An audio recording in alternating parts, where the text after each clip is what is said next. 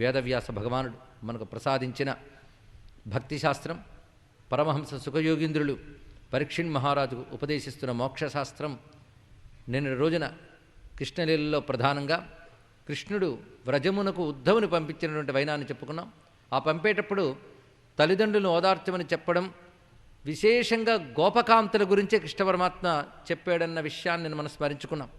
ఆ వెళ్ళినటువంటి ఉద్ధవుడు కూడా యశోదానందులను ఓదార్చిన తర్వాత మరోరోజు ఉదయాన్నే గోపకాంతల యొక్క మంగళగీతంతోనే మేల్కాంచి వాళ్ళ భక్తిని తాను స్వయంగా చూశాడు. ఆ తర్వాత వారందరూ వచ్చి ఉద్ధవునితో మాట్లాడుతూ అన్యాపదేశంగా ఒక భ్రమరాన్ని లక్ష్యంగా పెట్టుకుంటూ తద్వారా కృష్ణ పరమాత్మతోనూ ఆయన దూతతోనూ తన యొక్క సందేశాన్ని చెప్పినట్లుగా చెప్పిన భ్రమర గీతము అని చెప్పబడే 10 శ్లోకాలని స్వామి అనుగ్రహించినంత మేరకు, సమయం అనుమతించినంత మేరకు నేను మనం వ్యాఖ్యానం చేసుకోవడం జరిగినది. అందులో ముప్పిరి ఉన్న భక్తి మనకు కనబడుతుంది. కృష్ణ పరమాత్మపై అచంచలమైన భక్తి కలిగినటువంటి గోపకాంతలు లేదా గోపికా యోగినులు వారు అనేక జన్మల తపస్సుతో భగవంతునింది ఏకాగ్రమైన అనన్యమైన భక్తిని పొందారు.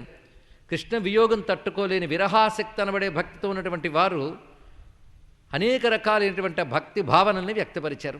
ఈ 10 శ్లోకాల్లో కూడా చాలా లోతైన అంశములు ఉన్నాయి. అవి విన్నటువంటి మహానుభావుడు ఉద్ధవుడు ఆశ్చర్యచకితుడై, మీకున్నటువంటి భక్తి మునీనామపి దుర్లభం, మునులకు కూడా దుర్లభమైనది. అనేక జన్మల తపస్సులు, దానములు, యాగములు, యజ్ఞములు ఇంకా చాలా చాలా వివరించారు. ఇంద్రియ నిగ్రహములు ఇత్యాదులు చేస్తే ఏ భక్తి లభిస్తుందో ఆ భక్తి మీకు లభించింది. అంటే ధర్మములకు ఫలముగా లభించిన భక్తి మీకు, అంటే సాధనా భక్తి కాదు, అది సిద్ధభక్తి అని చెప్పడం ఇక్కడ. అందుకే భక్తిని సాధనగా చేసేటప్పుడు ఒక స్థితి, సిద్ధ దశలో ఒక స్థితి ఉంటుంది. ఇప్పుడు యజ్ఞాలు చేసినా, యాగాలు చేసినా, నామస్మరణ చేసినా, ఉపాసనలు చేసినా కొందరు భక్తితో చేస్తారు. భక్తి లేకుండా చేసేవాళ్ళు ఉన్నారండి చాలామంది. యజ్ఞాలు, యాగాలు, భాగవతాలు, భారతాలు ఇవన్నీ కూడా చెప్పేవాళ్ళు ఉంటారు, కానీ భక్తి అనే ధాతు ఉండదు. కానీ భక్తితో ఇవన్నీ చేయగలిగితే సాధన భక్తి అవుతుంది. అవన్నీ చేశాక పొందిన భక్తికి ఇంక ఈ సాధనలు ఇంక అవసరం లేదు, కేవలం కృష్ణానుస్మరణాదేవ అంతే, నిరంతరం.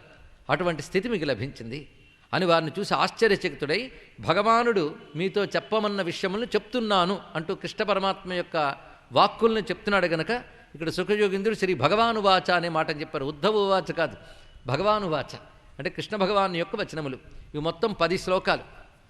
అయితే ఒక పాదం కొంచెం అధికంగా కలిసి ఉంటుంది, కలిపితే మరొకటి అంటే 10.5 శ్లోకాలు అనాలన్నమాట. అటువంటి రమ్యమైనటువంటివి. ఇది కృష్ణ పరమాత్మ తన తత్వాన్ని తెలియజేస్తూ వాళ్ళని ఏ విధంగా అనుగ్రహిస్తున్నాడో చెప్తూ ఉన్నారు. అయితే ఉద్ధవుడు, గోపకాంతలు వీరి యొక్క సంవాదంలో ప్రధానమైన అంతరార్థం ఏంటంటే భక్తి, జ్ఞానము ఈ రెండిటి యొక్క చర్చయే ఇందులో ఉన్నటువంటి విషయం ఇక్కడ. అందుకే తత్వవేత్త అయి బృహస్పతి శిష్యుడైనటువంటి ఉద్ధవుడు బ్రహ్మం అంటే ఏంటో తెలిసినటువంటి వాడు, భక్తి అంటే ఏమిటి ఇప్పుడు తెలుసుకుంటున్నాడు ఈయన. అంటే భగవజ్ఞానము, భక్తి ఈ రెండిటి యొక్క విషయం మనకు తెలుసుకోవడానికి పనికొచ్చింది ఈ ఘట్టం ద్వారా. భగవంతుడు తప్ప అన్యము లేదు అనే స్థితి జ్ఞానంలో ఉంటుంది. ఆఖరికి అన్యం లేదనేవాడు కూడా భగవంతుడికి అన్యుడు కాడు అనేటువంటి స్థితి జ్ఞానం.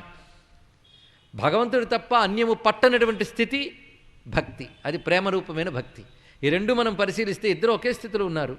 జ్ఞానులు కూడా ప్రపంచం నిస్సారమనేటువంటి ఎరుకతో, వివేకముతో, అనిత్యమైన విషయ ప్రపంచము, నిత్యమైన భగవత్ స్వరూపము అనేటువంటి నిత్యానిత్య వస్తు వివేకంతో, ఇహాముత్రార్థభోగ విరాగంతో మహానుభావులు జ్ఞానులు ఏ విధంగా పరమాత్మయందు బుద్ధి నిలుపుతారో అదేవిధంగా వీళ్ళు కూడా నిత్యమైన పరమాత్మయందు, వాళ్ళ వివేకము తెలివితేటలు చెప్పకపోవచ్చు, కానీ నిత్యమైన పరమాత్మయందు దృష్టిని నిలిపి సహజంగా విడిచిపెట్టేశారు ప్రాపంచిక విషయాన్ని సహజంగా. అంతేగాని నిస్సారము, అనిత్యము వీటిని విడిచిపెట్టాలి, నిత్యమైనది ఒకటి పట్టుకోవాలి అనే దృష్టి కూడా వాళ్ళు లేదు. ఎంత ఆశ్చర్యం అండి!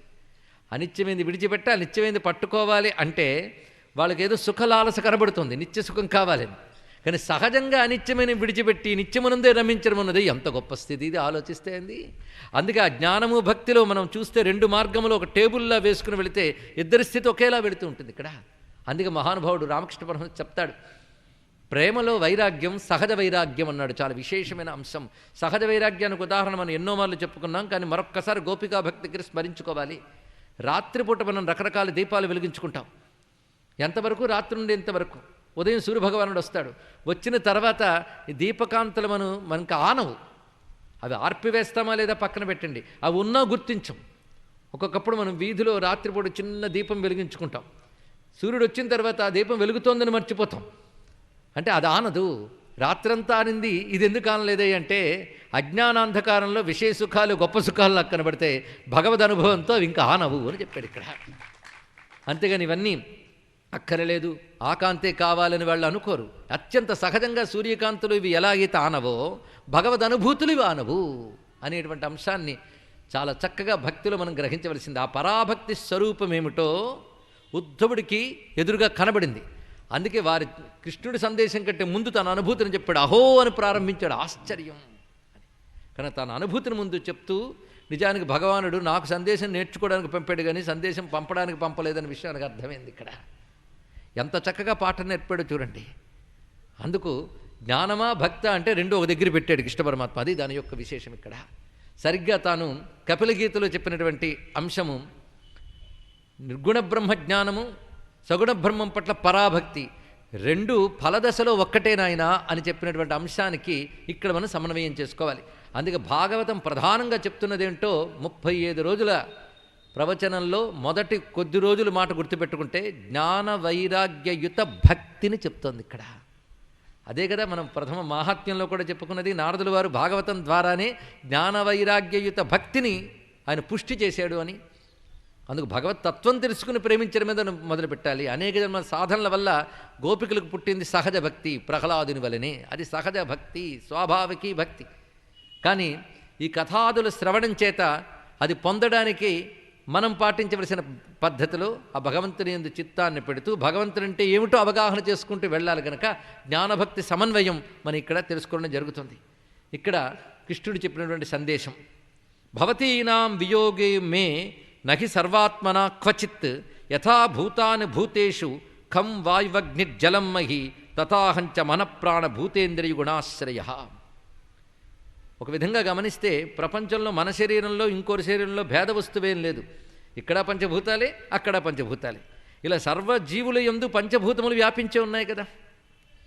అంటే ఒకే పంచభూతములు ఈ శరీరంలో ఆ శరీరంలో ఉన్నట్లే ఒకే ఈశ్వర చైతన్యం కూడా ఈ శరీరంలో ఆ శరీరంలో ఉన్నది. కనుక సర్వేంద్రియముల యందు సర్వజీవుల యందు వస్తువులు ఒక్కటే. ఏంటి? పంచభూతములే. ఈ పంచభూతముల శక్తి నాదే. అటువంటి పంచభూతాత్మకమైన సర్వదేహముల యందు ఆ పంచభూత చైతన్యాన్ని అందిస్తున్న వాడిని నేనే. అందుకు పంచభూతాత్మకమైన దేహాల్లో మనస్సు ప్రాణము అదేవిధంగా భూతములు గుణములైన శబ్దస్పర్శ రూప రసగంధములు ఇంద్రియములు వీటన్నిటికీ నేను ఆశ్రయమైన వాడను, ఆధారమైన వాడను. అంటే భక్తి బాగా పండిన వారికి జ్ఞానాన్ని అద్దుతున్నాడు పరమాత్మ. జ్ఞానం బాగా తెలుసుకున్న వాడికి భక్తి రుచి చూపించాడు పరమాత్మ. ఇక్కడ రెండు ఎంత అందంగా గోచరిస్తున్నాయి ఇక్కడ. అటువంటప్పుడు ప్రతి వారిలోనూ ఇవి ఉంటాయి. మనస్సు ప్రాణము భూతములు ఇంద్రియములు గుణములు అని చెప్పారు ఇక్కడ. గుణములు అంటే త్రిగుణాలు. ఇవన్నీ ప్రతి వారికి ఉన్న విషయమే. కానీ ఇవన్నీ ఎవడి వల్లనుంటున్నాయో ఎవడి యందు ఉంటున్నాయో వాడిని నేను. అటువంటప్పుడు నేనే స్వరూపము. దీన్ని ఆత్మ అని అంటారు. ఆత్మ అంటే ఇంద్రియాదులు ఇత్యాదులన్నీ ప్రకృతిలో మనం చూస్తున్న అనుభవిస్తున్నటువంటి ఏ విషయ జాతమున్నదో అది దేన్ని ఆధారం చేసుకునుందో అది ఆత్మ. ఆ ఆధారం ఎలా ఉన్నది అంటే బల్ల మీద పుస్తకంలా కాదయ్యా, సముద్రంలో కెరటాల వల్లే అని మనం చెప్పుకున్నాం. ఇక్కడ ఆశ్రయం అలా ఉంటుంది. ఆత్మన్యేవాత్మనాత్మానం సృజేహన్యనుపాలయే ఆత్మమాయానుభావేన భూతేంద్రియ గుణాత్మన ఆత్మని ఏవ ఆత్మనా ఆత్మానం. ఏంటంటే గోపికలను అలా హడలు కొడుతున్నాడు వేదాంతంతో. స్వామి చెప్పింది చెప్పాల్సిందే అంతే. ఇక్కడ ఇది గ్రహించడానికి తగిన యోగ్యత వాళ్ళకు ఉందని చెప్పి భగవానుడు మాట్లాడిస్తున్నాడు ఇక్కడ. ఆత్మని ఏవ ఆత్మనా ఆత్మానం సృజే హన్మి అనుపాలయే. నాయందు నా చేత నేనే ఈ సృష్టిని సృజించి రక్షించి లయింపజేస్తాను. మరొక్కసారి చెప్పుకొని తెలుగులోనే చెప్పాను కానీ ఆత్మని ఏవ ఆత్మన ఆత్మానం. నాయందు మాత్రమే అంటే సృష్టి నా నుంచి దూరంగా నేను కూడా చేయలేదు. ఒకడు కుండలు తయారు చేసేవాడు కుండలు తయారు చేసి దూరంగా పెడతాడు. అలా నేను సృష్టిని తయారు చేసి దూరంగా పెట్టలేదయ్యా. నేను నాయందే నా చేతనే ఈ సృష్టిని నేనే సృజించాను. 3 చెప్పాడు ఇక్కడ. అంటే భగవంతుని యందే ఈ సృష్టి వ్యక్తమవుతున్నది. వ్యక్తమైన సృష్టి యందు ఆయనే ఉన్నాడు. అదేవిధంగా చేయడానికి కారణం కూడా ఆయన శక్తి చేతనే చేస్తున్నాడు.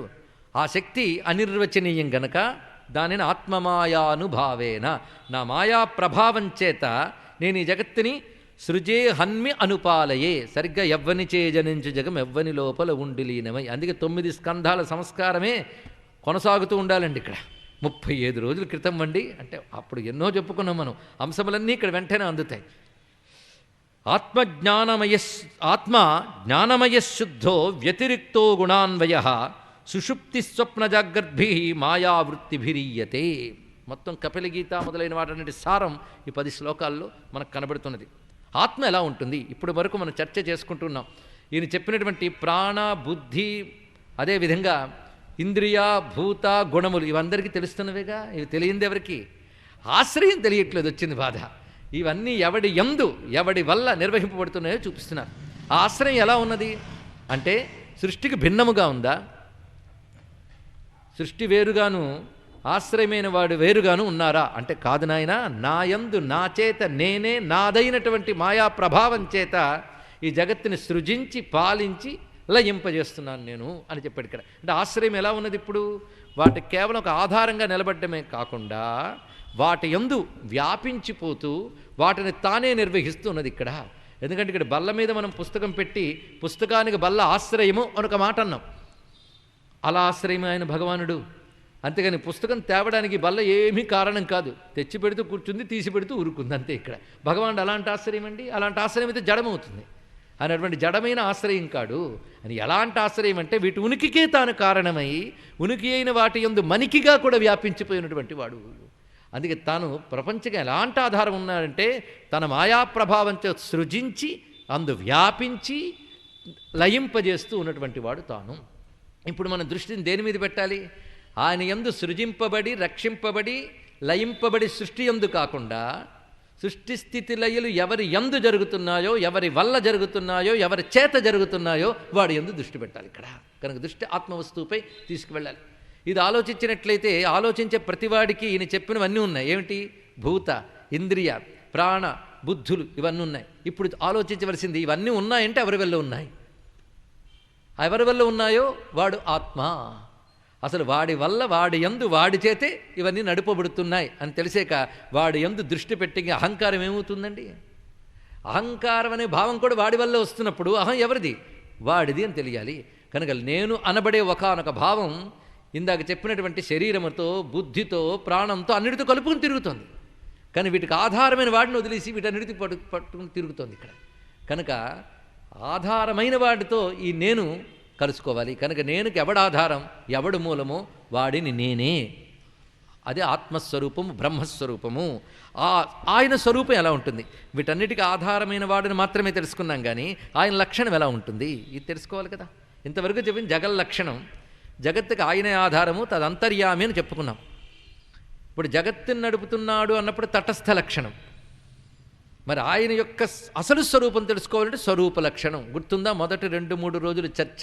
జన్మాద్యస్య యతోన్వయాదితరత అని చెప్పినప్పుడు సృష్టి స్థితులు ఎవరి వల్ల జరుగుతున్నాయి అనేటప్పుడు తటస్థ లక్షణం. అంటే మీరు భగవంతుని ఎలా చెప్తున్నారు? సృష్టి స్థితులు జరుగుతున్న ప్రపంచం బట్టి చేస్తున్న వాడిని చెప్పారు. ఇది తటస్థ లక్షణం.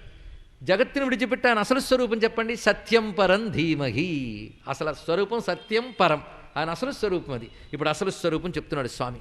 అంటే ఏది మొదటి శ్లోకం అదే ఇక్కడ మళ్ళీ కొనసాగుతోంది, ఏది చతుశ్లోకి భాగవతం అదే కొనసాగుతుంది. చూడండి ఇక్కడ ఆత్మ జ్ఞానమయ శుద్ధ వ్యతిరిక్త అగుణాన్వయ. ఆత్మ ఎలాంటిదంటే జ్ఞానమయం. ఇక్కడ మయం అనే శబ్దం ఘనం అనే అర్థంలో తీసుకోవాలి. జ్ఞాన ఘనం అంటే కేవల జ్ఞానస్వరూపం ఆత్మ. ఆత్మ కేవల చైతన్యం. దీన్ని బట్టి ఇంద్రియాలకి జ్ఞానం దేనివల్ల వస్తుంది? ఇంద్రియాల జ్ఞానం కాదు, కంటికి చూసే జ్ఞానం, కాలికి కదిలే జ్ఞానం అని అంటున్నాం. కానీ జ్ఞానం ఆయనదిట. ఇంద్రియం వేరు, ఇప్పుడు ఆయన వేరు అని తెలిసింది కదా. మరి ఇంద్రియముల్లో వ్యాపించిపోయాడు ఆయన. కేవలం జ్ఞానం ఆయన తీసుకోండి, ఇంద్రియానికి వ్యతిరిక్తంగా చూడండి ఇక్కడ. కానీ కంటి యందు చూపుగా కనబడుతున్నప్పటికీ ఆయన కంటికి పరిమితుడు కాడు. కంటి వికారాలు ఆయనకి ఏమీ లేవు. అదే యోంత ప్రవిశ్యం అమవాచమిమా, మళ్ళీ అక్కడికి వెళ్ళాలి ఇక్కడ. అలా ఒక్కొక్క దానితో మనం అర్థం చేసుకోవడానికి అనుబంధం. కానీ మహానుభావుడు చక్కగా చిక్కగా చెప్తున్నాడు ఉద్ధవుడు కృష్ణుని మాటలు యథాతథంగా. తెరచుకున్న హృదయంతో యథాతథంగా గ్రహిస్తున్నారండి గోపకాంతలు. ఇక్కడ మిగిలిన వాళ్ళు చాలా చాలా విన్యాసాలు చేశారు. నువ్వు జ్ఞానం చెప్పేవి కానీ మాకేం ఎక్కదది అక్కర్లేదు ఇలా అన్నట్టు. కానీ వాళ్ళు అలా అనలేదు గోపికలు. వాళ్ళకి ఎక్కని మాటలు కృష్ణుడు చెప్పడు కూడా, అది తెలుసుకోండి ఇక్కడ. వాళ్ళకి అటువంటి పక్వత గల వాళ్ళే అర్థం చేసుకోగలరు. కానీ కృష్ణుడు బహిర్వస్తువు కాదయ్యా. వాడెవడు? ఈ భూతేంద్రియ గుణాదులన్నిటికీ కూడా ఆశ్రయమై వాటికి వ్యతిరిక్త అన్నాడు ఇక్కడ. శుద్ధ జ్ఞానమయ వ్యతిరిక్త. ఇప్పుడు ఆత్మ గురించి ఏ లక్షణాలు వచ్చాయి? ఆత్మ జ్ఞానమయ శుద్ధ, శుద్ధమైనది. శుద్ధమైనది ఎలా అంటే ఆకాశంలోనే మబ్బులు పడుతున్నాయి కదా, ఆకాశంలోనే అనేకం జరుగుతున్నాయి. కానీ వేటి వికారాలు ఆకాశానికి అంటట్లేదు. ఎందుకంటే ఇంత వర్షం పడుతోంది మనకి మబ్బుల వల్ల, కానీ ఆకాశం తడవదే. అలాగే పరమాత్మ యందు పరమాత్మ వల్ల ఇవన్నీ జరుగుతున్నా ఈ వికారములు ఇవి ఆయనకు అంటట్లేదు కనుక శుద్ధ. కానీ ఆకాశవత్ సర్వగత సుసూక్ష్మ అనేది మరికింత అర్థమవుతుంది.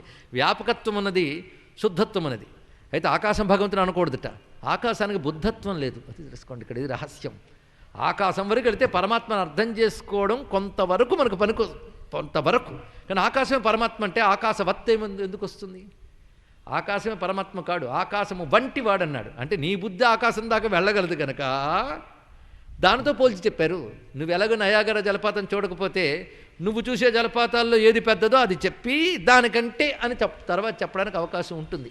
అలాగే మన బుద్ధి ఆకాశం వరకు వెళ్ళగలదు కనుక ఆకాశము వలె వ్యాపకము, ఆకాశము వలె ఇంద్రియాలకు అగోచరము, ఆకాశము వలె శుద్ధము అంతవరకు.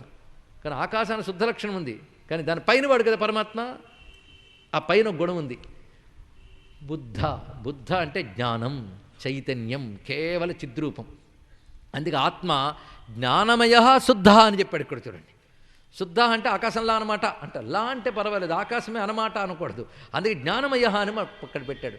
చిద్రూప కనుక ఆత్మ యొక్క లక్షణం. అసలు ఆ మాటలు వింటూ ఉంటేనే ఆనందం అండి. చిద్రూపం, సద్రూపం, ఆనందరూపం. ఈ మాటలు బాగున్నాయి కదా మధురంగా. కానీ 3 లక్షణాలు మనం చూసిన ప్రపంచానికి లేవయ్యా బాబు. ప్రపంచానికి ఎవడు ఆశ్చర్యం వాడుకున్నాయి. ఇప్పుడు మన ప్రయత్నం ఎటు వెళ్ళాలి? ఇక్కడ ప్రయత్నం ఎటు చేయాలి? ఆశ్చర్యమైన వాడుకున్నాయి, కానీ వినడానికి లక్షణాలు బాగున్నాయి లేదా? జ్ఞానమయ శుద్ధ చాలా బాగున్నాయి, కానీ ఆ లక్షణాలు మనం మెచ్చుకుని ప్రేమించే ప్రపంచానికి లేవు.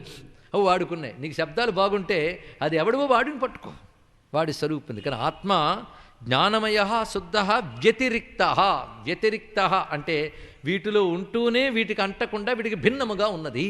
ఎందుకంటే ఆశ్రయింపబడిన జగత్తు పరిమితం, ఆశ్రయమైన భగవానుడు అనంతం. ఇక్కడ ఆయన జ్ఞానం చేత ఆశ్రయింపబడిన ప్రపంచం పనిచేస్తుంది, కానీ వాటికి స్వతసిద్ధంగా జ్ఞానం లేదు.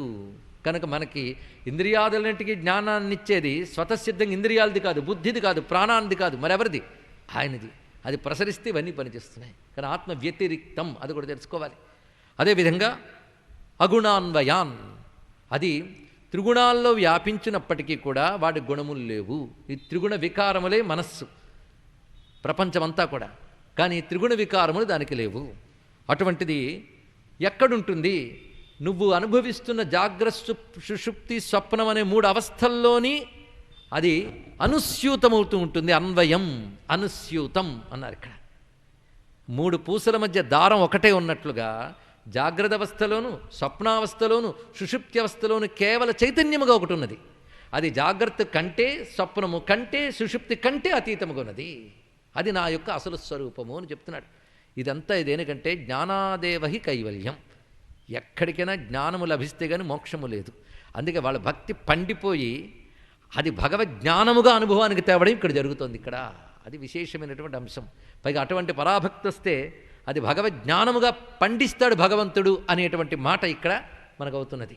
అందుకే ఎవడైతే అటువంటి పరాభక్తి కలిగి ఉంటాడో వాడికి తాను భగవంతుడు ఎలాంటి అనుభవాన్ని ఇస్తాడంటే, నేను నీకు ఆత్మనై ఉన్నానయ్యా, ఆత్మగా నన్ను నువ్వు అనుభవించు అనే జ్ఞానాన్ని ఇస్తాడు భగవానుడు. అదే ఇక్కడ జరుగుతోంది ఇక్కడ. కానీ భగవానుడు మన ఆత్మయ్య ఉన్నాడని ఎరుక తెలిసే వరకు కూడా ముక్తి లేదు. ఇది గ్రహించవలసినది. కానీ భగవానుడు ఎక్కడో పరోక్ష వస్తువునో మరొక లోకమునందున్నాడనో కాకుండా వాడిని ఆత్మయ్య ఉన్నాడని అనుభవం రావాలి. కనుక ఆ ఆత్మయే కృష్ణుడు అనేటువంటి అనుభవం వచ్చే వరకు కూడా ముక్తి లేదు. అఖండమైన ప్రేమ ఫలంగా తాను ఆత్మయ్య ఉన్నాడని ఎరుక కలిగిస్తున్నాడు. ఇది బాగా అర్థం చేసుకోవాల్సిందేనండి. లేకపోతే విలపిస్తున్న గోపికలకి ఈ మాట ఎందుకు చెప్తున్నాడు అనేది చివరికి మనకే అర్థమవుతుంది. ఇక్కడ నేను మీకు వేరేగా లేను. అది గ్రహించండి మీరు, మీకు ఆత్మయే ఉన్నటువంటి వాడని నేను. ఏనేంద్రియార్థాన్ ధ్యాయేత మృషా స్వప్నవదుత్థిత తన్నిరుంధ్యాదింద్రియాణి వినిద్ర ప్రత్యపద్యత. ఇదొక విషయం. అయితే ఇప్పుడు మనకు అందరికీ చెప్తూ ఉన్నప్పుడు ఏకాగ్రంగా వింటే ఒక స్పష్టంగా అర్థమైపోయింది కదా కొంతమేరకు. ఉపాధుల లక్షణము, ఆత్మ యొక్క లక్షణము.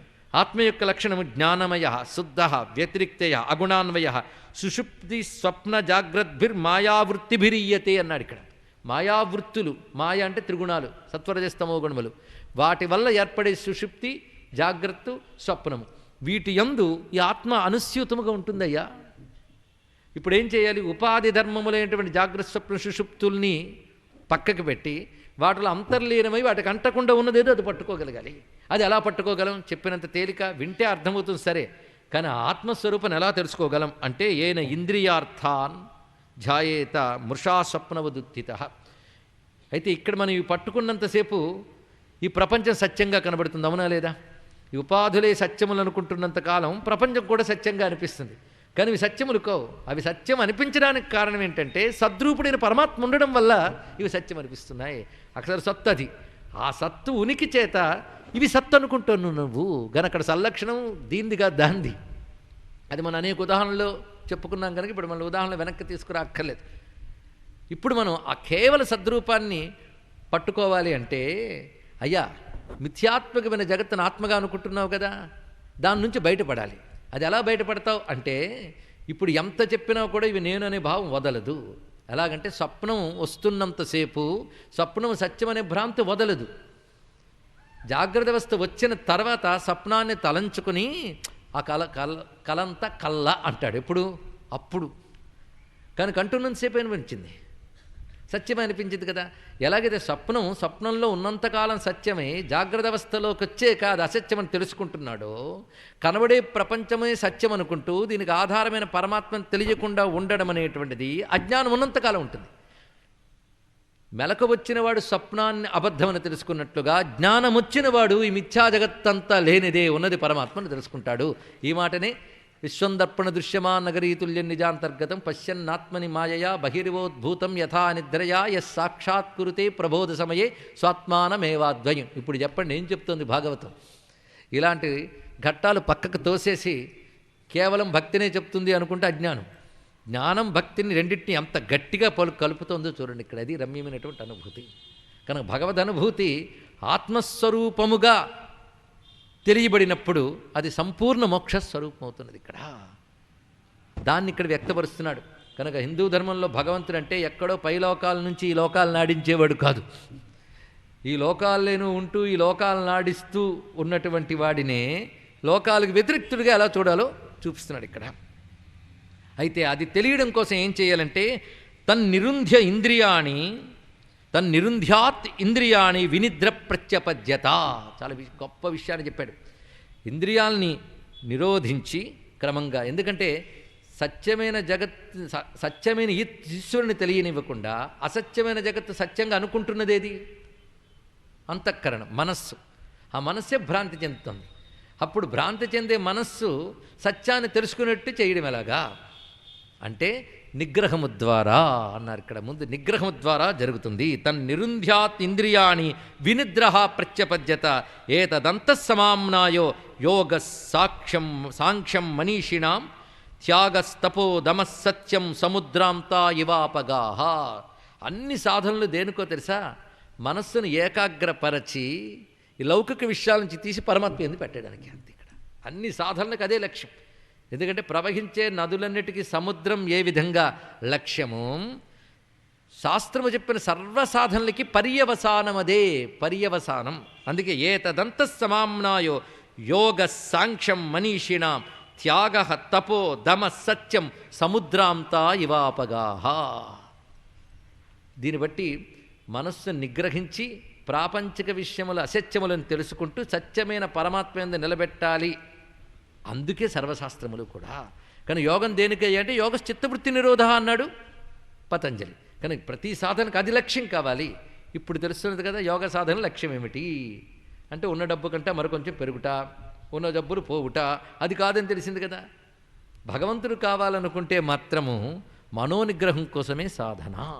విశ్వనాథ్ వారు ఒక మాట అంటారు, ఇంత రామాయణ కల్పవృక్షం రాశాను కదా, నాకు మోక్షం ఇవ్వమేమిటి అని నీ ముందు అడిగితే నువ్వేమంటావో నాకు తెలుసయ్యా అన్నారు ఇక్కడ. ఎందుకంటే మన చమత్కారాలు పాండిత్యాలు చేస్తే 10 మంది చూసి నవ్వి చప్పట్లు కొడతారేం కానీ ఈశ్వరుడు అనుగ్రహానికి లాభం లేదు అవేవి కూడా. ఎందుకంటే అది ఆయన ఇస్తే వచ్చిన చమత్కారం, అంతే కదా. ఆయన ముందు ఏం వేస్తావు నువ్వు విన్యాసాలు? చచ్చినట్టు ఇంద్రియ జయము ప్రాపింపజేసుకోవలయు అన్నారు మధ్యాక్కరంలో. చచ్చినట్టు ఆ పదం ఎంత తెలుగు పదం అండి, నుడికారం ఎంత బాగా పడిందో. చచ్చినట్టు ఇంద్రియ జయము ప్రాపింపక చేసుకోవలయు, అంతేకాదు. ఈ కవిత్వములు, ఈ సంగీతములు, వేషములు ఎందరేని వేతురు. ఈ వేషాలు అందరూ వేస్తుంటారు, దానికేముంది, వాళ్ళందరూ పొందుతారు. భుక్తయే నత ముక్తయే. కనుక ఇంద్రియ జయం ఒక్కటే లక్ష్యం. మనస్సుతో సహా ఇంద్రియాలను నిరోధించినప్పుడే వీటన్నిటిలో ఉంటూ వీటికి ఆధారమై ఉంటూ ఉన్న సత్యం అప్పుడు తెలుసుకోగలవు. కనుక మనస్సును అటువైపు తిప్పడం కోసం ఇన్ని సాధనలు. మీరు ఎంత అదృష్టవంతులంటే గజ్జన్మల్లో చేశారు అవన్నీ. ఆ మనస్సుని ఇలా ప్రపంచం నుంచి తిప్పి నా వైపు పెట్టేశారు మీరు. కానీ మీ ముందు కృష్ణుడిగా సంచరించాను నేను, మీ యందు ఆత్మగా ఉన్నానన్న విషయమే మీకు ఇప్పుడు నేను చెప్తున్నానే తప్ప మనస్సు నా యందు పెట్టడము, వీటన్నిటిని నిరోధించడం అనేది మీరు సహజమైన ప్రేమతో చేశారు అని దీని యొక్క ఆంతర్యం ఇక్కడ స్పష్టమవుతున్నది కదా. ఇక్కడ యత్వహం భవతీనాం వై దూరే వర్తే ప్రియోదృశాం మనస సన్నికర్షార్థం మదన ధ్యాన కామ్యయా. ఇప్పుడేంటి చెప్తున్నాడు? మనస్సుని నాయందు నిలుపుటయే సర్వయోగముల యొక్క లక్ష్యము. అవునా కదండి? స్పష్టమైపోయింది మనకి. ఎందుకంటే అంత కష్టము? కష్టం ఏంటంటే అసత్య వస్తువులు యందు సద్వస్తువు భాషిస్తూ ఉంటే అసత్యాన్ని సత్తు అనుకుంటున్నావు కానీ అసత్వం తెలుసుకోవడం కోసం మనస్సుని దాని సన్నికర్ష చేయాలి, అంటే దాని యందు నిలపడం. అది నిలపడం కోసమే నేను మీ నుంచి దూరంగా ఉన్నాను అన్నాడు. ఇక్కడ చాలా అద్భుతమైన విషయం ఇక్కడ. నేను మీ నుంచి దూరంగా ఉన్నది అందుకు. యత్వహం భవతీనాం వై, ఆ వై అనేది నిశ్చయాత్మకమైన అర్థం. దూరే వర్తే ప్రియోదృశ, నాకు అత్యంత ప్రీతిపాత్రులైన మీకు నేను దూరంగా ఉండడానికి కారణం ఏంటంటే మద అనుధ్యాన కామ్యయా. నన్ను మీరు నిరంతరం అనుధ్యానం చేస్తారు. ధ్యానం దేని యొక్క పని? నేను కనబడితే నాతో ఉండడం శరీరం ఇక్కడ పనిచేస్తుంది, కానీ నన్ను తలంచుకోవడం అనేది బుద్ధి యొక్క పని. అది ఏకాగ్రంగా జరిగితే ధ్యానం, ఆ ధ్యానం నిరంతరం జరిగితే అనుధ్యానం, అది నాపై జరిగితే మదనుధ్యానం అన్నాడు ఇక్కడ. ఆ మత్ అనుధ్యానం, ఈ మదనుధ్యానం మీరు నిరంతరం చేస్తూ ఉండడం వల్ల మనస సన్నికర్షార్థం, మనస్సు సద్వస్తువునే నాయందే మీకు నిలబడుతుంది. అయితే ధ్యానం ఎక్కడ చేస్తారు? మనస్సుతోనే కదా. మనస్సుతో ఎప్పుడు చేస్తారు? నేను మీ ఎదురుగా లేకపోతే. కనుక నేను మీ ఎదురుగా లేనప్పుడు నాకు సంబంధించిన లీల, రూపము, నామము నిరంతరం ధ్యానం చేస్తారు. ఇది సామాన్య భక్తులు ఏం చేస్తారంటే కనబడితే ఆహో ఓహో అని భజన చేస్తారు, నేను వెళ్ళిపోతే ఇంకా మన వ్యవహారాలు మనం చూసుకుందామని ప్రపంచంలో పడతారు. అంతే కదండి. ఎందుకంటే ప్రవచనం దగ్గరకు వచ్చినప్పుడు తాదాత్మ్యం అయిన తర్వాత మళ్ళీ లోక వ్యవహారాలు ఆగోలే, దీన్ని బట్టి తెలిసిపోతుంది కదా. మీరు అలాంటి వాళ్ళు కారు. నేను దగ్గర లేకపోవడం వల్ల మీరు ఇంకా చేస్తున్నారు. అంత చేయడానికి కారణం ఏంటి? ఒకప్పుడు నేను మీ దగ్గరుండి అనుగ్రహించడం వల్ల. చూడండి ఇక్కడ దీన్ని బట్టి తెలుసుకోవాల్సింది. మీ దగ్గరుండి అనుగ్రహించి మీతో సంచరించడం చేత మీరేం ధ్యానం చేయాలో మెటీరియల్ అంతా మీ లోపలికి ఇచ్చేసాను నేను ఇక్కడ. కనుక నన్నే ధ్యానం చేస్తారు. అయితే లోకంలో ఒక వస్తువుని ధ్యానం చేస్తే ధ్యానమాత్రం చేత వస్తువు ప్రాప్తం కాదు. అవునా లేదా? ఇది కూడా ఆలోచించవలసిన అంశం. ఇక్కడ ఇలాగే 9:30 వరకు ప్రవచనం చెప్తూ ఉంటే విసుగొచ్చి ఎవడో సైకి చేస్తాడు, అక్కడ ముగించవయ్యాలి. అప్పుడు నేను ఇక్కడ నుంచి మీకు ఇష్టం వచ్చిన భోజనము ధ్యానం చెయ్యుడు అన్నాను అనుకోండి, ఏం చేస్తారు? ధ్యానం చేస్తే భోజనము దొరకదు, కడుపు నిండదు. అంటే భావిస్తే ఏ పదార్థం దొరకదు, కానీ భావిస్తే భగవంతుడు దొరుకుతాడు. తెలుసుకోండి ఇక్కడ. భావిస్తే దొరికేవాడు భగవంతుడు ఒక్కటే. ఎందువల్ల అంటే నువ్వు భావించిన దొరకని వస్తువు బాహ్యమైంది కనుక దొరకలేదు. భావిస్తే భగవంతుడు ఎందుకు దొరుకుతున్నట్టు ఉన్నవాడే గనక అన్నాడు ఇక్కడ. కనుక నేను మీ ముందు సంచరించిన కృష్ణ రూపం కానీ కృష్ణలీల కానీ ఎవరు? పలానా వసుదేవుడు కొడుకొకడు కృష్ణుడిగా పుట్టాడు, వాడు నువ్వు బ్రహ్మముగా భావించి ధరించిపో అని చెప్పలేదు. బ్రహ్మమే కృష్ణుడిగా పుట్టాడు కనుక మీరు కృష్ణుడి గురించి బ్రహ్మమని తెలియకపోయినా ఆయన పట్ల చేసిన భావనంతా బ్రహ్మభావనే. ఇది రహస్యమైనటువంటి ఇక్కడ. అప్పుడు నా నిరంతర ధ్యానం మీకు కలగడం కోసమై బ్రహ్మము తానై మీతో సంచరించి మీ పుణ్యవశాత్తు మీ ఉపాధులన్నీ నామయంగా చేశాను. అప్పుడు మీరు ఇప్పుడు స్మృతి రూపంలో, ఎందుకంటే భక్తి అంటే నిత్య స్మృతి నిత్య స్పృహ అనే నిర్వచనం గుర్తుంది కదా. ఆ నిత్య స్మృతి నిత్య స్పృహ మదనుధ్యాన కామ్యయ, దానివల్ల మనస సన్నికర్షార్థం. ఆ సన్నికర్ష అనే మాట చాలా గొప్పదని, ఆ దగ్గరకు తీసేయడం. దేనికి దగ్గర? నాకు దగ్గర. దేనివల్ల? మదన ధ్యాన కామ్యయ అంటూ యథా దూరచరే ప్రేష్ఠే మన ఆవిశ్య వర్తతే స్త్రీణాంచ నతథా చేత సన్నికష్టే క్లిన్న గోచరే. చాలా గొప్ప మాట చెప్పాడు ఇక్కడ. సాధారణంగా లోకంలో ఒక వస్తువు దగ్గరున్నప్పుడు కలిగే భావం కంటే దూరమైనప్పుడు అది ఇంకా మనస్సుకు దగ్గర అవుతుందన్నాడు. చూడండి, మనిషికి దగ్గరైన వస్తువు దూరమైతే మనసుకి ఇంకా దగ్గర అవుతుంది. నేను మీ ముందు సంచరిస్తూ ఉన్నంతకాలం మీకు నేను అనుస్మృతిలో ఉన్నాను, కానీ నేను వెళ్ళిపోయిన తర్వాత మీరు మరింత దాన్ని తలంచుకుంటారు. విరహాశక్తి భక్తి గురించి వ్యాఖ్యానించినప్పుడు దీని గురించి కొన్ని ఉదాహరణలు కూడా మనం చెప్పుకున్నాం. కాళిదాస మహాకవి మేఘదూతంలోని మాటను కూడా ఉట్టంకించుకున్న స్నేహేనాహు కిమపి విరహి ధ్వంస్యనస్తే త్వభోగా దుష్టే వస్తున్యుపచితరసా ప్రేమరాశి భవంతి. అక్కడ చెప్పాడు ఆయన, వియోగంలో నిరంతర ధ్యానం ఉంటుందయ్యా. అందుకే చైతన్య మహాప్రభువు చెప్పిన ఒక్క మాట, సంయోగంలో నువ్వు ఒక్కచోట ఒక్కరికి కనబడతావు, వియోగంలో నాకు అన్ని చోట్ల నువ్వే కనబడుతున్నావు అన్నాడు ఇక్కడ. అది విరహాశక్తి భక్తి. ఈ విరహాశక్తి అనేటువంటిది నిరంతర ధ్యానం వల్ల జరుగుతోంది ఇక్కడ. అందుకే అన్నమయ్య కూడా సీతాదేవి పరిస్థితిని వర్ణిస్తూ తపమే విరహపు తాపమనే అని హనుమంతుడు చెప్పినట్లుగా చెప్పాడు. తపమే విరహపు తాపమని. భగవంతుడి కోసం విరహరూపమైన తాపం తపస్సు అవుతున్నది. అది స్త్రీణాంచన తథాచేత సన్నికష్టే, అది దగ్గరతనం తెస్తుంది. అందుకు నేను దూరమయ్యింది మీకు మరింత దగ్గరవడానికే. దానివల్ల ఏమవుతుంది? మయ్యావేశ్య మనఃకృష్ణం విముక్తాశేష వృత్తి యత్ అనుస్మరంత్యో మాం నిత్యం అచిరాన్ మాం ఉపేష్యథ. చాలా అద్భుతమైన మాట ఇది. మయ్యావేశ్య మనః, సరిగ్గా భగవద్గీతలో మయ్యావేశ్యమనో ఏ మాం నిత్యయుక్త ఉపాసతే శ్రద్ధయా పరయోపేత తేమే యుక్తతమామత. గుర్తున్నదా? సరిగ్గా ఆ శబ్దం అలాగే ప్రారంభించాడు. మయి ఆవేశ్య అంటే నాయందు ఆసమంతాత్ సంపూర్ణముగా ప్రవేశింపజేయబడినటువంటి మనస్సు.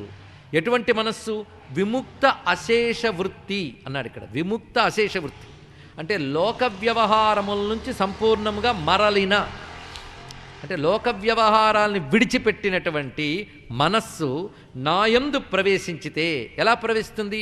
అనుస్మరంత్యః, నిరంతర స్మరణ చేత లోక వ్యవహారముల్ని విడిచిపెట్టి నాయందు ప్రవేశింపజేయబడిన మనస్సుతో మీరు నన్ను తొందరగా పొందుతారు. కనుక భగవంతుడు వాళ్ళని అనుగ్రహించాడే, ఏడిపించాడే. ఇప్పుడు చెప్పండి, ఇక్కడ మరింత దగ్గరైపోయాను మీకు అన్నాడు ఇక్కడ. నిరంతరం సాన్నిధ్యం. అందుకే నిన్న నందుడి మాట జాగ్రత్తగా వినుంటే అర్థమవుతుందండి. ఈ భక్తి భగవంతుడు అనుగ్రహించాడే తప్ప వాళ్ళని దూరం చేయలేదు, వాళ్ళకి ఇంకా దగ్గరైపోయాడు. అంటే అంతకుముందు బృందావనంలో వాళ్ళ కళ్ళ ఎదురుగా తిరిగాడు, ఇప్పుడు వాళ్ళ గుండెల్లో కూర్చున్నాడు భగవానుడు.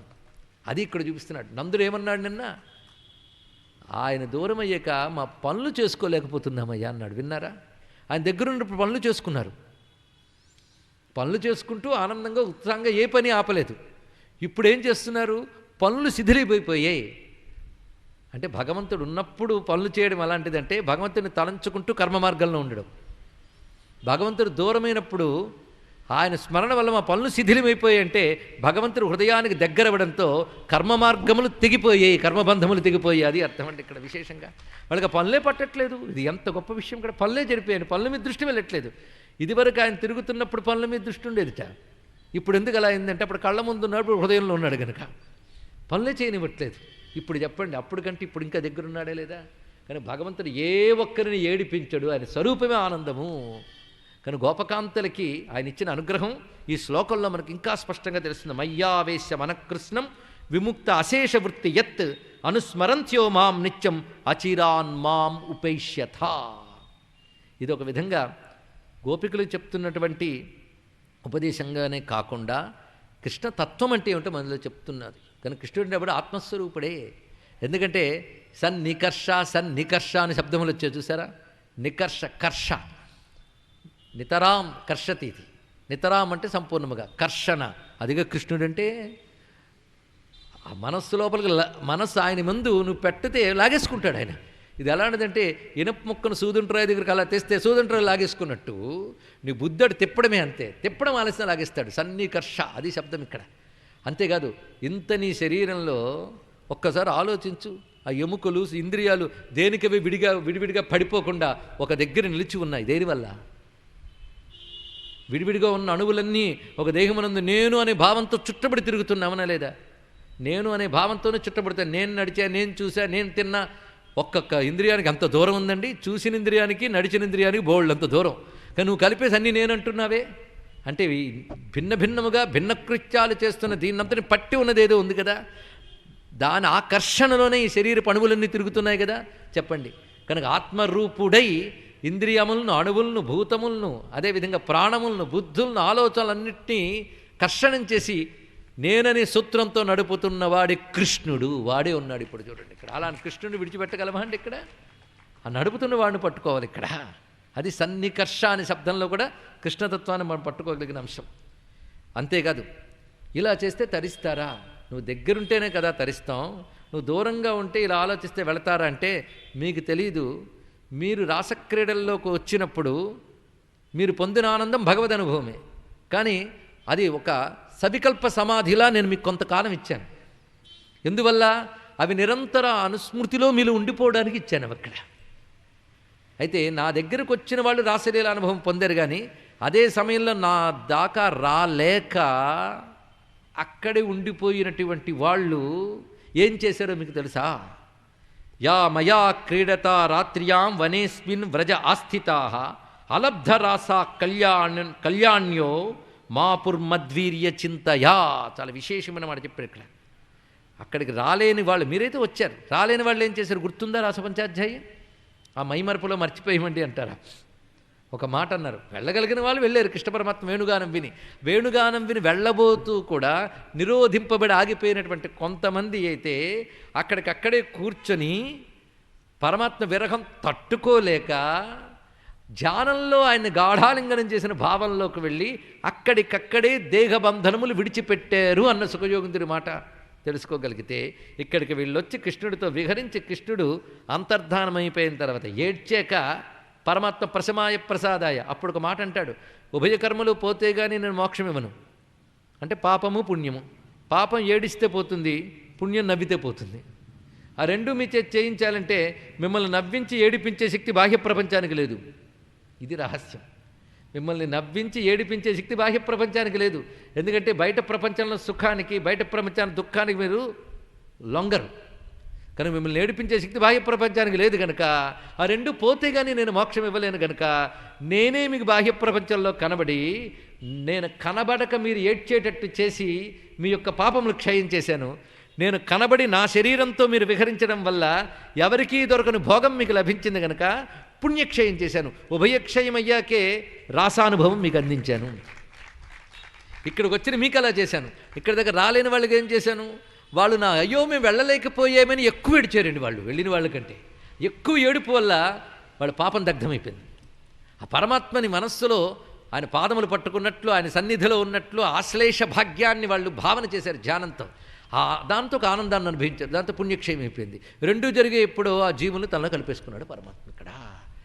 అలాగా వచ్చి మీరేది అనుభవించారో రాలేక వారు అనుభవించారంటే నన్ను బాహ్యంగా చూడకపోయినా గాఢ భావనతో అనుభవాన్ని పొందవచ్చని తెలిసింది కదా. అప్పుడు వాళ్ళు ఏం చేశారు? ఇప్పుడు మీరు అది చేయండి. పైగా వాళ్ళు కొంచెం కష్టపడ్డారు, మీరు కష్టపడక్కర్లే. మీకు అనుభవం ఉంది కనుక దాన్ని నిరంతర స్మృతులు పెట్టుకుంటే తరించిపోతారు. ఇప్పుడు కృష్ణుడు ఏ విధంగా గోపకులను అనుగ్రహించాడో తెలిసింది కదా.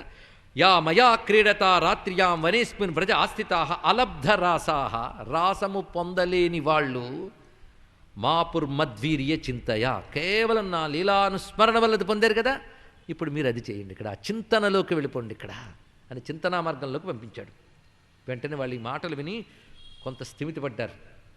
వాళ్ళకి బాగా అందిందండి ఈ మాట. ఎందుకంటే ఓహో మేము ఇన్నాళ్ళు తప్పిస్తున్నది ఎవరి గురించో తెలిసిపోయింది ఇక్కడ. ఆ తర్వాత చక్కని సంభాషణ ప్రారంభమైంది. ఏమిటండి గోపికలు, ఏమిటి భాగ్యం!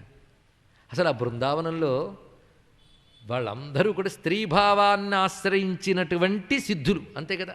స్త్రీభావం గురించి మనం నిన్ననే చాలా విషయాలు చెప్పుకున్నాం. సకార తకార రకారాత్మకమైన మాయాశక్తి ఈ సాతార ఈం అర్థమై ఉంటుంది. మాయాశక్తి దేనితో ఉంటుంది? సతార సత్వరజస్తమో గుణాలతో కలిసి ఉంటుంది ఇక్కడ. ఇప్పుడు కానివాళ్ళు ఎవరు చెప్పండి? ఇక్కడ స్త్రీ కానివారెవరయ్యా? కోపకాంతర స్త్రీలా అయితే స్త్రీగా మారిపోదాం. స్త్రీగా మారడం అంటే మన పురుష అహంకారాన్ని విడిచిపెట్టి ఆశ్రయ అర్పణ భావాన్ని ఆశ్రయించడమే స్త్రీ భావాన్ని ఆశ్రయించడం. ఆ రెండు తెచ్చుకుంటే చాలు. అందుకే భక్తికి స్త్రీ రూపకల్పన చేసి అహంకారాన్ని కర్మానుష్ఠాన పరులైన పురుష రూపాల్లోకి తెచ్చి పాండిత్యము యజ్ఞయాగాది కర్మల అహంకారం అంతా పనికి మాలింది అని తేల్చిపెట్టి భక్తి ఒక్కటే గొప్పదని యజ్ఞపత్నుల గాథలు చెప్పి తర్వాత కథను మొదలుపెట్టాడు. ఇది పరిశీలించండి. ఇక్కడ ఈ విషయములని మనం గ్రహించగలిగితే స్త్రీభావం గొప్పతనం అక్కడ చూపించాడు. పైగా వాళ్ళని మళ్ళీ వెనక్కి పంపాడు. వాళ్ళ వీళ్ళు బుద్ధి తెచ్చుకుని యజ్ఞం చేశారట.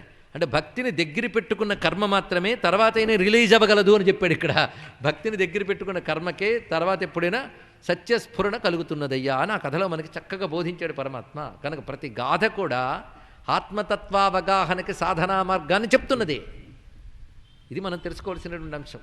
అయితే ఆ స్త్రీభావం ఎంత గొప్పది, అది పొందుదామని ప్రయత్నించడానికి శివుడే స్త్రీభావం ధరించి రాసంలో ప్రవేశించాడన్న అంశం ఇక్కడ గమనిస్తూ ఉంటే స్త్రీభావం లేని వారికి బృందావనంలో ప్రవేశం లేదు. అంటే అహంకారాన్ని పూర్తిగా త్యజించిన వాడే భగవద్ అనుభూతిని పొందాలి. అహం బ్రహ్మాస్మి తెలుసుకోవాలంటే అహం దేహోస్మి భావన పోవాల్సిందే. ఇక్కడ అది లేనిది అది రాదు. కానీ అహం దేహోస్మి భావన పరిత్యజించి అర్పణ భావంతో వెళ్ళినటువంటి వారు వాళ్ళు. అందుకే ఆ స్త్రీభావం చాలా గొప్పది. కనుక గోపికలకు భావం అర్థం చేసుకోవడానికి ఒక్క చిన్న ఉదాహరణ చెప్పుకొని మళ్ళీ ఉద్ధవుడి దగ్గరికి వద్దాం. ఒకప్పుడు మీరాబాయి బృందావనంలో ఉంటూ ఉండగా గోస్వామి వారు అక్కడికి వచ్చారు. గోస్వాములు మహాత్ములండి.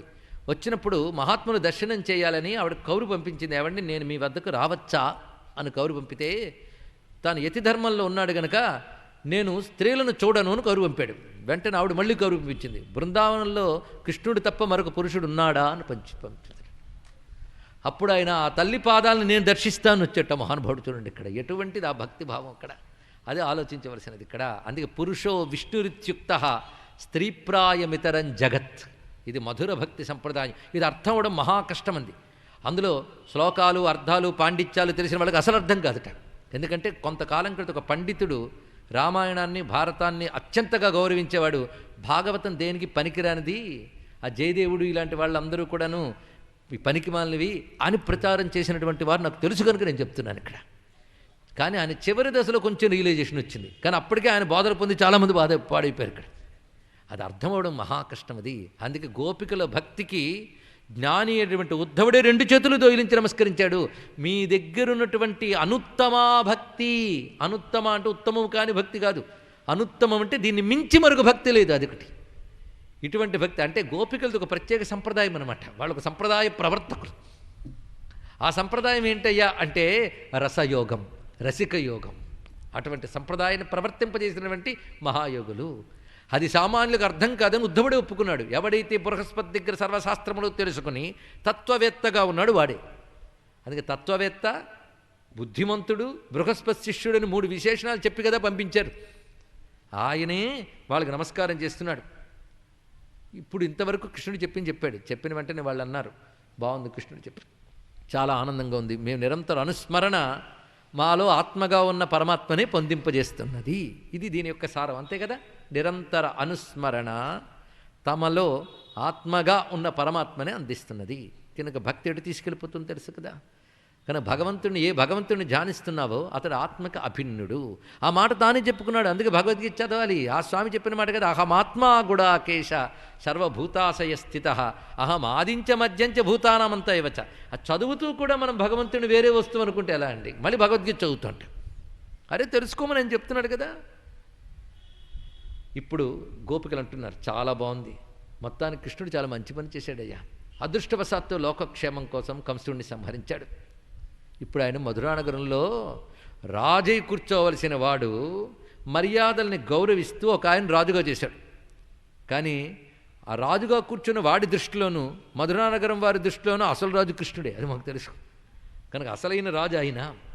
పైగా అసలైన రాజు అయితే కార్యకలాపాలు చాలా పెరుగుతాయి, గౌరవ మర్యాదలు చాలా పెరుగుతాయి. అసలే ఆయన సర్వాకర్షకుడు. మొత్తం మధురానగరం వాళ్ళందరూ ఆయన చేత ఆకర్షింపబడి ఉంటారు. అలా ఆకర్షింపబడ్డ మధురానగర వాసులు నడుము కూర్చున్నవాడికి మేము గుర్తొస్తామా ఎప్పుడైనా అడుగు. ఆవిడ ఇంత విన్నాక కూడా అలా అంటున్నారంటే అందులోనే మాధుర్యం ఉందండి. అంత విన్నాక కూడా అలా అనడంలోనే మాధుర్యం ఉన్నది ఇక్కడ. అపిస్మరతి నస్సాధో ఎందుకంటే వారు అనుభవించిన బ్రహ్మము, లీలారూపం ధరించి వచ్చిన బ్రహ్మము మధురానగరంలో ఉన్నాడని వాళ్ళకి తెలుస్తుంది. అటువంటిప్పుడు ఆయన గురించి ఇలా అనుకోవడం కూడా బ్రహ్మానుభవమే, తప్పేం లేదు ఇక్కడ. అందుకు అపిస్మరతి నస్సాధో గోవింద ప్రస్తుతే క్వచిత్ గోష్ఠీ మధ్యే పురస్త్రీణాం గ్రామ్యా స్వైర కథాంతరే. ఆ మహానుభావుడు ఆ నగరీ మృగశాపలోచనం ఆ మధురానగర స్త్రీలతో వినోదిస్తూ ఉన్నప్పుడు పల్లెవాళ్ళం మేమేం గుర్తుంటాం ఆయనకి అక్కడ, మేమంతా గ్రామ్యా. ఆ నాగరిక లక్షణాలు మాకేం వస్తాయి చెప్పి ఇక్కడ, మేమెదురు పల్లెవాళ్ళం అమాయకులం. కిమస్మాభిర్వనోకోభిరన్యాభిర్వా మహాత్మన శ్రీపతే రాప్తకామస్య క్రియేతార్థ కృతాత్మన. ఈ మాట వింటే వీళ్ళు ఎంత జ్ఞానులో మనకు అర్థమవుతుంది. ఆ కృష్ణుడికి మా అవసరం ఏముంది గుర్తు తెచ్చుకోవడానికి చెప్పు, కానీ మేము గుర్తురాం. ఎందుకంటే ఆయన శ్రీపతి అంటే రాధాపతి. రాధాపతి అయినటువంటి వాడికి మేమేం గుర్తొస్తాం? ఆప్తకామస్య తర్వాత మాట. ఆప్తకాముడు, ఆయన కోరిక ఉండదు, కోరిక తీర్చుకోవాల్సిన అవసరం ఉండదు, సంపూర్ణ మనోరథుడు. అటువంటి వాడికి మేమేం గుర్తొస్తాం? పైగా కృతాత్మన, నిగ్రహ సంపన్నుడు, మనోనిగ్రహ సంపన్నుడు కృతాత్మనుడు అంటారు. కృతాత్ముడు, అటువంటి కృతాత్ముడు, కృతాత్మన, అటువంటి కృతాత్మునికి మేమేం పనికొస్తాం, ఏం గుర్తొస్తాం? పైగా మహాత్మన, అదొకటి. ఇన్ని విశేషాలు చెప్పారు. అంటే పరమాత్మ ఎవరు?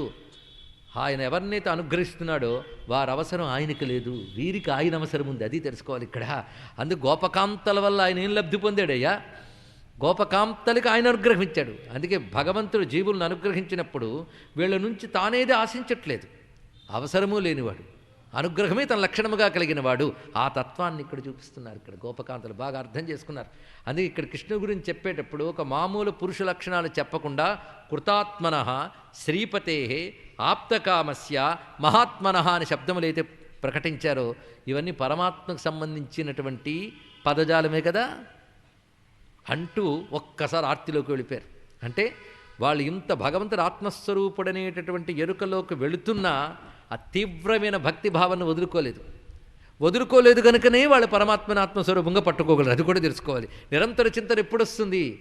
భగవంతుడు దూరంగా ఉన్నా దగ్గరున్నాడన్న భావన నిరంతర చింతన వల్ల వస్తుంది. కనుక ఇలా మాట్లాడుతూ ఈయన చెప్పిన మాటలు విని ఒక్కసారి ఎలుగెత్తరుస్తున్నారు. ఎదురుగా ఉద్ధవుడున్నాడన్న విషయం మర్చిపోయారు. హే నాథ, హే రమానాథ, వ్రజనాథ, ఆర్తినాశన, మగ్నముద్ధర గోవింద, గోకులం వృజినాన్నవాత్. దుఃఖ సముద్రంలో మునిగిపోయినటువంటి గోకులాన్ని ఉద్ధరించవా. ఎన్నిమార్లో ఈ మాట అనేవాళ్ళు నువ్వు ఇక్కడ ఉన్నప్పుడు. నాథ, ప్రభువా, రమానాథ. రమా రాధాదేవండి. ఎందుకంటే నారాయణుడు ఎవరితో రమిస్తున్నాడో ఆవిడ రమ, నారాయణుని ఎవరు ఆనందింపజేస్తున్నారో ఆవిడ రమ. అందుకే కృష్ణం ఆరాధయతి ఆరాధ్యతి రాధా. అందుకే ఇక్కడ రమాశబ్దం సంపూర్ణంగా రాధాతత్వమే. ఎందుకంటే వాళ్ళు బృందావనంలో అనుభవించినటువంటి కృష్ణతత్వంలో లక్ష్మి అని ఎక్కడ ప్రస్తావన వచ్చినా రాధయే, ఇది తెలుసుకోవాలి ఇక్కడ. అందుకే హే నాథ, హే రమానాథ, వ్రజనాథ, నువ్వు ప్రభువి. ఎవరికో ప్రభువు అయితే ఎవరికి ప్రభువు కూడా విశేషణం ఉండేది ముందు. అందుకే నాథ అంటే జగన్నాథ అని అర్థం. సర్వజగత్తుకి నాథుడు నువ్వు. అటువంటి నువ్వు ఆనందించడానిక మేము అక్కర్లే, రమానాథ. అయినప్పటికీ మమ్మల్ని అనుగ్రహించడానికి అవతరించాగా వ్రజనాథ, మా ప్రభువి. ప్రభువైన వాడి పనేమిటి? ఆర్తినాశన, ఆర్తిని పోగొట్టడం.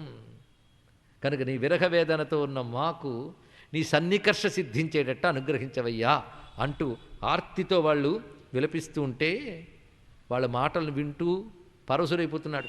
పైగా స్వామికి ఇప్పుడు మేము ఎక్కడ గుర్తొస్తాం? ఆ మధురానగరపు విలాసాలు ఎక్కడ? మా పల్లెలో, ఆ గోపాలకుల పల్లెలో ఉన్నటువంటి నిరాడంబరమైన జీవనం ఎక్కడ? ఆడంబరం, నిరాడంబరం. కాంచన రత్న సంఘటిత సౌధంబులే మా కుటీరంబులు మాధవునకు. బంగారు తాపడాలు చేసిన మేడలా మా కుటీరాలు. కనుక ఇక్కడికి రాడు. ఇంకా అవి మరిగినవాడు, ఆ రాజభోగముల్లోకి వెళ్ళినవాడు మా దాకా ఎందుకు వస్తాడు? కాంచన రత్న సంఘటిత సౌధంబులే మా కుటీరంబులు మాధవునకు. వివిధ నరేంద్ర సేవిత రాజధానియే మా పల్లె యదువంశనందనునకు. సురభిపాద పలతా శోభితా రామమే మా అరణ్యము సింహమధ్యమునకు. కమనీయ లక్షణ గజ తురంగములే మా ధేనువులు కంసమర్దను. ఇదివరకు పాపం మా అలాగే అమాయకమైన ఆవులతో ఆడుకున్నాడు. ఇప్పుడు వీటి అవసరం ఏముందిలే, పెద్ద పెద్ద గజములు, అశ్వములు, రథాలు అవి ఉన్నాయిగా. పైగా అక్కడ మంచి మంచి ఉద్యానవనాలు అవన్నీ ఉంటాయి. మా దగ్గరని పిచ్చాడవలు పాపం, ఆయనకేం నచ్చుతాయి. రూప విభ్రమణై పునరూఢులైన మగువులమే, మాకేం అలంకారాలు సింగారాలు చేసి మెప్పించగలిగే శక్తులున్నాయా? ఏదో అమాయకులమైన వాళ్ళు. రూప విభ్రమణై పునరూఢలైన మగువులమే మేము మన్మథునకు ఏల చింతించు మము కృష్ణుడేల తలచు, ఏల చింతించు మము కృష్ణుడేల తలచు. ఇక్కడ ఆ చెప్పిన జ్ఞానానికి భక్తికి ఎలా సమన్వయించుకుంటారు మీరు అంటే, దృష్టి అంతర్ముఖమైనప్పుడు ఆయన ఆత్మగానే తలంచుకుంటాం, దృష్టి బహిర్ముఖమైనప్పుడు ఆ పరమాత్మని తలంచుకు ఏడుస్తాం. మొత్తం మీద ఏమైంది, బాహ్యంలోనూ ఆయన్నే స్మరిస్తున్నాం, అంతరంగంలోనే ఆయన్నే స్మరిస్తున్నాం. ఇంకేం విడిచిపెట్టి అంతర్బహిష్ట తత్సర్వం వ్యాప్య నారాయణ స్థిత. చూశారా, అటువంటి భక్తికి మురిసిపోయాడు మహానుభావుడు. అంటున్నాడు, జపదాన వ్రత హోమ సంయమ తపస్వాధ్యాయ ముక్షంబులన్ నిపుణుల్ కోరియు ఏ విభున్ మనములో నిల్పంగలేరు. ఒకవైపు జపమని, ధ్యానమని, ఏకాగ్రతని, ప్రాణాయామమని ఇన్ని ప్రక్రియలు చేసినప్పటికీ ఏ పరమాత్మ హృదయంలో నిలుపుకోలేకపోతున్నారో అటువంటి ఆయన తప్ప ఏమీ పట్టనటువంటి చరిత్ర మీది ఎంత గొప్పది. మనములో నిల్పొంగలేరు అట్టి సద్విపులాకారునిపై మహామహిముపై విశ్వేశుపై మీకు అజస్రపటుధ్యానములిట్లు నిల్చుని, అజస్రపటుధ్యానములు ఇట్లు నిల్చునే. ధ్యానయోగానికి మీకంటూ ఉదాహరణ ఎవరయ్యా? నిరంతరం పరమాత్మ ఏందే దృష్టి నిలపడమే ధ్యానమైతే నిత్య ధ్యానం మీ దగ్గర ఉంది, ఇంకేం కావాలి ఇక్కడ? ఒక విధంగా జాగ్రత్త సమాధి అంటారు దీన్ని. జాగ్రత్త మెలకువలో ఉన్నప్పుడు సమాధిలో ఉండడం మహా కష్టం. అది సమాధిలోకి వెళ్ళేవాడిని కళ్ళు మూసుకుంటారు. నిద్ర సమాధి ఈశ్వరుడు కనుక కొంత నిద్రే సమాధి అనుకుంటారు. కానీ వాళ్ళ స్థితి జాగ్రత్త సమాధి. కళ్ళు తెరిచినా కళ్ళు మూస్తున్నా నిరంతర కృష్ణానుభూతి తప్ప మరొకటి లేనటువంటి స్థితిలో ఉన్నటువంటి వారు గనక మీకు అజస్రపటుధ్యాలములిట్లు నిల్చని భవత్ చారిత్రముల్ చిత్రముల్ అని చెప్తూ కొంతకాలం అక్కడే ఉన్నాడు మహానుభావుడు. ఎవరు? ఉద్ధవుడు. ఉవాస కతిచిన్మాసాన్ గోపీనాం వినుదచ్యుత కృష్ణలీలా కథాంగాయన్ రమయామాస గోకులం. ఎలా ఉన్నాయంటే భజన మండలిలో చేరినట్టు అయిపోయిందండి పరిస్థితి. వాళ్ళతో కలిసి తిరుగుతున్నట్ట. వాడు చూపిస్తున్నారు, ఇదిగో ఇక్కడే కృష్ణుడు వేణుగానం చేశాడు, ఇక్కడే కృష్ణుడు గోవర్ధనగిరి ఎత్తాడు, ఇక్కడే కృష్ణ పరమాత్మ పిల్లలతో కలిసి ఆడుకున్నాడు అని ఒక్కొక్కటి చూపిస్తూ ఉంటే ఆయన బృందావనం వదలలేకపోయాడు. ఆనందపరుసుడే కృష్ణగానం చేసేవాడు. ఆయన కృష్ణగానం చేస్తుంటే వీళ్ళందరూ కూర్చుని తన్మయులైపోయి వీళ్ళు గొంతు కలిపేవారు. ఇదంతా కూడాను మచ్చిత్త మద్గత ప్రాణాహ బోధయంత పరస్పరం కథయంతశ్చ మాన్నిత్యం తుష్యంతి చ రమంతి చ. అది పరిస్థితి. ఈయనకి కృష్ణ భక్తే, ఆయన జ్ఞానంలోంచి భక్తులు వచ్చాడు. ఈయన భక్తితో పాటు జ్ఞానం పట్టుకుని రెండూ అనుభవిస్తున్నటువంటి వాళ్ళు వీరు ఇక్కడ. కనుక కృష్ణలీలా కథాం గాయన్ రమయామాస గోకులం. మొత్తానికి అతన్ని కృష్ణ కథా గానం చేసే భక్తుడిగా మార్చేశారు గోపికలందరూ ఇక్కడ. భక్తి లేక కాదు పాప, అనన్య భక్తి కలిగిన వాడే, ఆయన పరమాత్మను తెలిసిన వాడే. కానీ ఆయన కోసం ఏడవడం, ఆయన కోసం పాడడం ఎంత మధురంగా ఉంటుందో తెలిసేలా చేశారు వాళ్ళు. యావంత్యహాని నందస్య వ్రజైవాత్సీత్స ఉద్ధవ వ్రజౌకసాం క్షణప్రాయాణ్యాసన్ కృష్ణస్య వార్తయ. వాళ్ళకి ఎలా ఉన్నదంటే, ఎన్నాళ్ళు కొన్ని మాసములు ఉన్నాడు అతను, అన్ని మాసములు క్షణాల్లా గడిచిపోయేట గోపకాంతలకి. ఎందుకంటే ఆయన ఉన్నంతకాలం కృష్ణుడి గురించి కృష్ణుడి కబుర్లు అవుతూ ఉంటే అలా గడిచిపోయింది.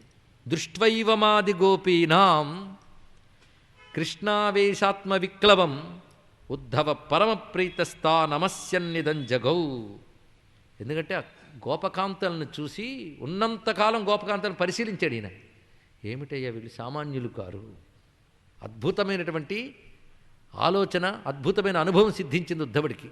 ఎందుకంటే కృష్ణుడి మాటలు ఉద్ధవుడు చెప్పిన వెంటనే వాళ్ళు ఎటువంటి స్థితిని పొందారంటే, తతస్థా కృష్ణ సందేశై వ్యపేత విరహజ్వరా. ఇంకా కృష్ణుడు బయట వస్తువు, ఆయన గురించి బాధపడుతున్నామన్న బాధ వాళ్ళకి ఒక విధంగా తొలగి ఉద్ధవం పూజయాంచక్రు జ్ఞాత్వాత్మానమధోక్షజం. చక్కటి మాట వేశాడు. జ్ఞాత్వా ఆత్మానం అధోక్షజం. అధోక్షజుడే తమ ఆత్మగా తెలుసుకున్నారు. ఎవరు? గోపకాంతలు. ఎవరిని? అధోక్షజని. అంటే ఎవరు? కృష్ణుడే. కానీ అధోక్షజనే అండి. అధోక్ష శబ్దానికి చెప్పుకున్న అర్థం మళ్ళీ గుర్తు తెచ్చుకుంది. అక్షములనగా ఇంద్రియములు. ఇంద్రియముల అధహ అంటే క్రిందికి వెళ్ళాలి. క్రిందికంటే ఒక చెట్టుకి క్రిందు దాని మూలం. ఒక చెట్టు క్రింది భాగం దాని మూలం, కానీ ఇంద్రియములు క్రిందికి వెళ్ళుట అంటే వాడు మూలమునకు వెళ్ళుట. ఇంద్రియాలకు మూలమెవడు? ఇప్పటివరకు 10 శ్లోకాలు విన్నవాళ్ళు తడుపుకోకుండా చెప్పగలరు, ఆశ్చర్యం ఆయనే. కానీ ఇంద్రియాలకు ఎవడ ఆశ్చర్యమో వాడి వైపు వెళ్ళాలి. ఏమిటి ఇంద్రియాలు అంటే? ఇంద్రియములతో కలిసిన మనస్సు అంతర్ముఖమైన ఆత్మ ఎందుకు పట్టుకోవాలి. అలా పట్టుకుంటే కానీ ఆయన దొరకడు. ఎవడికైతే అక్షములు ఇంద్రియములు అంతర్ముఖమవుతాయో వాడికి మాత్రమే అంటే కలుగువాడు, దొరకువాడు కనుక అధోక్షజ.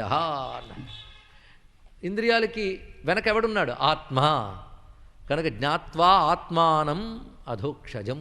చాలా చక్కటి మాట అన్నారు ఇక్కడ. వాళ్ళు తెలుసుకున్నారు అంటే వాళ్ళు ఈ నుంచి జ్ఞానం పొందారు, ఆయనకు భక్తి ఇచ్చారు. కనుక ఇప్పుడు ఆయన దగ్గరున్న జ్ఞానంకి కాస్త ఉన్న భక్తి, పెద్ద భక్తి జ్ఞానాలు ఆయన దగ్గరున్నాయి. వీళ్ళ దగ్గరున్న గొప్ప భక్తికి ఆ జ్ఞానం కలిసి జ్ఞానభక్తులు వీళ్ళ దగ్గరున్నాయి. మొత్తం చక్కగా పరిపూర్ణులైపోయారండి ఇక్కడ. ఎంత చక్కటి సమన్వయమో, పరస్పరం పంచుకోవడం ఉన్నటువంటి మాధుర్యం. ఈయన అన్ని రోజులున్న తర్వాత వెళ్ళబోతూ ముందు నమస్కారం చేశాడు. ఎవరికి? గోపకాంతలకి నమస్కరించి, నమస్యన్నిదం జగౌ పరమప్రీతితో వారికి నమస్కారం చేశాడు. గోపికా భక్తిని చూసి నమస్కారం చేశాడు ఇక్కడ. ఏతాపరం తను భృతో భువి గోపవధ్వో గోవింద ఏవ నిఖిలాత్మ నిరూఢ భావా. ఇక్కడ ఆయన చేసిన 4 శ్లోకములు కూడాను అనుభూతితో కూడినటువంటి శ్లోకములు. మనం కూడా గోపికా భక్తికి నమస్కారం చేసుకోవడానికి పనికొచ్చే శ్లోకములు. ఏతాపరం తను భృతో భువి గోపవధ్వో గోవింద ఏవ నిఖిలాత్మ నిరూఢ భావా వాంఛంతి యద్భవభియో మునయో వయంచ కిం బ్రహ్మజన్మభిరనంత కథారహస్య. ఏంటయ్యా, బ్రహ్మజన్మలు కూడా వ్యర్థమే గోపికల జన్మల ముందు. ఆ మాట బ్రహ్మే అన్నాడు. ఎలా బ్రహ్మపదం అని. బ్రహ్మజన్మలు కూడా గోపికల జన్మల ముందు వ్యర్థమే. శరీరము ధరించిన వారిలో గోపికల కంటే ఉత్కృష్టులు మరొకరు లేరు అన్నాడు ఇక్కడ. తనుధారుల్లో గోపికల్ని మించిన వాళ్ళు లేరు.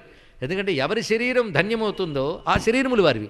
ధన్యత పొందిన శరీరములు కనుక వీరిని మించిన వారు లేరు. ఎందుకంటే నిఖిలాత్మని రూఢభావాహ, గోవిందే నిఖిలాత్మని రూఢభాహ అంటే సర్వులకు ఆత్మయ్య ఎవడున్నాడో ఆ గోవిందుని యందు వీళ్ళు రూఢభావాహ. మన ఆరురోహ అనే విషయంలో గురించి చెప్పుకున్నాం కదా.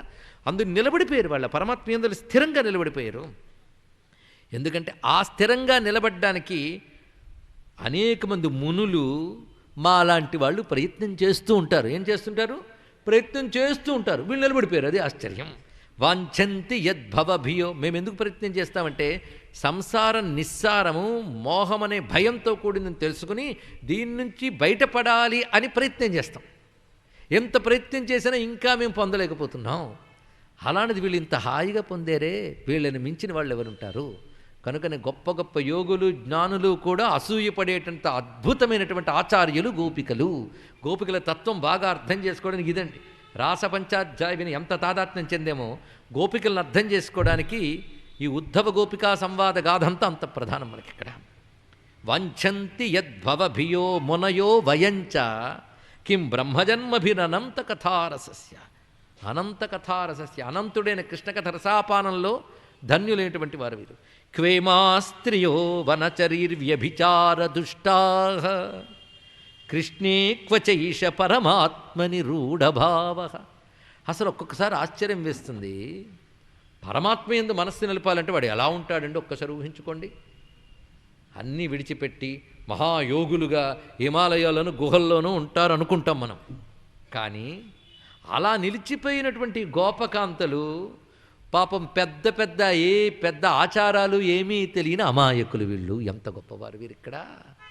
ఆశ్చర్యం. కానీ ఏ ఆచారము, పెద్ద జ్ఞానములు, విలాసాలు, యోగ భంగిములు ఏమీ లేనటువంటి వీళ్ళెక్కడ?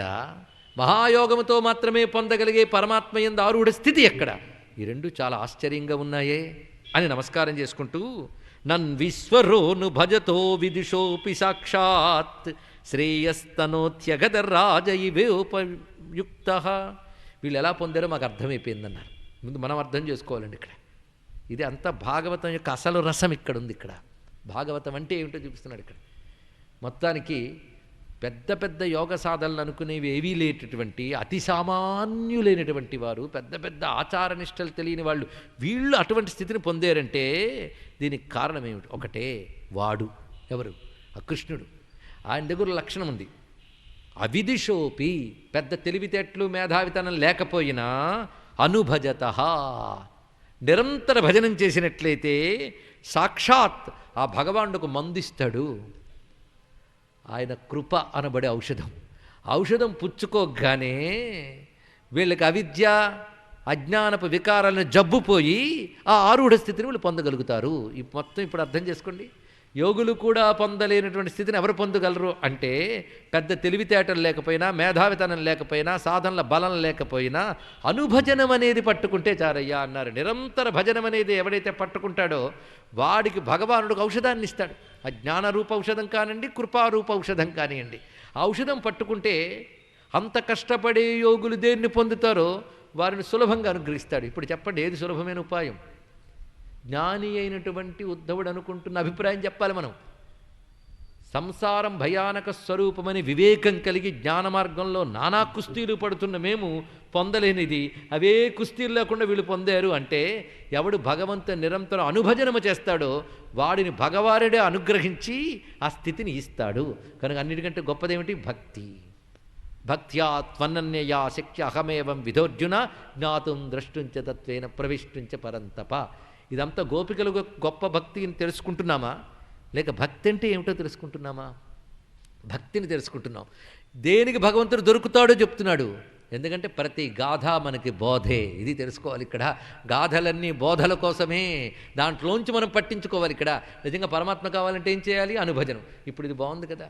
ఎందుకంటే అలాంటి గొప్ప గొప్ప సదాచారములు కానీ, గొప్ప గొప్ప యోగ సాధనలు కానీ లేకపోయినా కృష్ణుడు దేనికి అనుగ్రహిస్తాడు? అనుభజనమునకు అనుగ్రహిస్తాడు. అవిదిషోపి, వాడు పెద్ద తెలివితేటలు లేకపోయినా అనుగ్రహిస్తాడు. ఇది తెలిస్తే ఎంత హాయిగా ఉందయ్యా ఈ మార్గం. తలలు చుచ్చుకోక్కర్లేకుండానే పరమాత్మని పొందడానికి భక్తి కంటే మరి ఏమున్నది? అందుకే నిత్యయుక్త ఉపాసతే శ్రద్ధావాన్, శ్రద్ధ కలిగి ఎవడైతే ఉపాసిస్తున్నాడో తేమే యుక్త తమామత, వాడికంటే యోగ్యుడు మరొకడు లేడు. ఆయనే చెప్పాడు కదా, మన్మనాభవ మద్భక్తో మధ్యాజి మాం నమస్కురు. కనుక నాకేమీ తెలియదు అని ఆయన్నే పట్టుకుంటే ఆయన ఆ తెలియనితనం అనేటువంటి అజ్ఞానం పోగొట్టేటటువంటి మందు ఆయనే ఇచ్చుకుంటాడయ్యా. ఏమున్నది ఇక్కడ?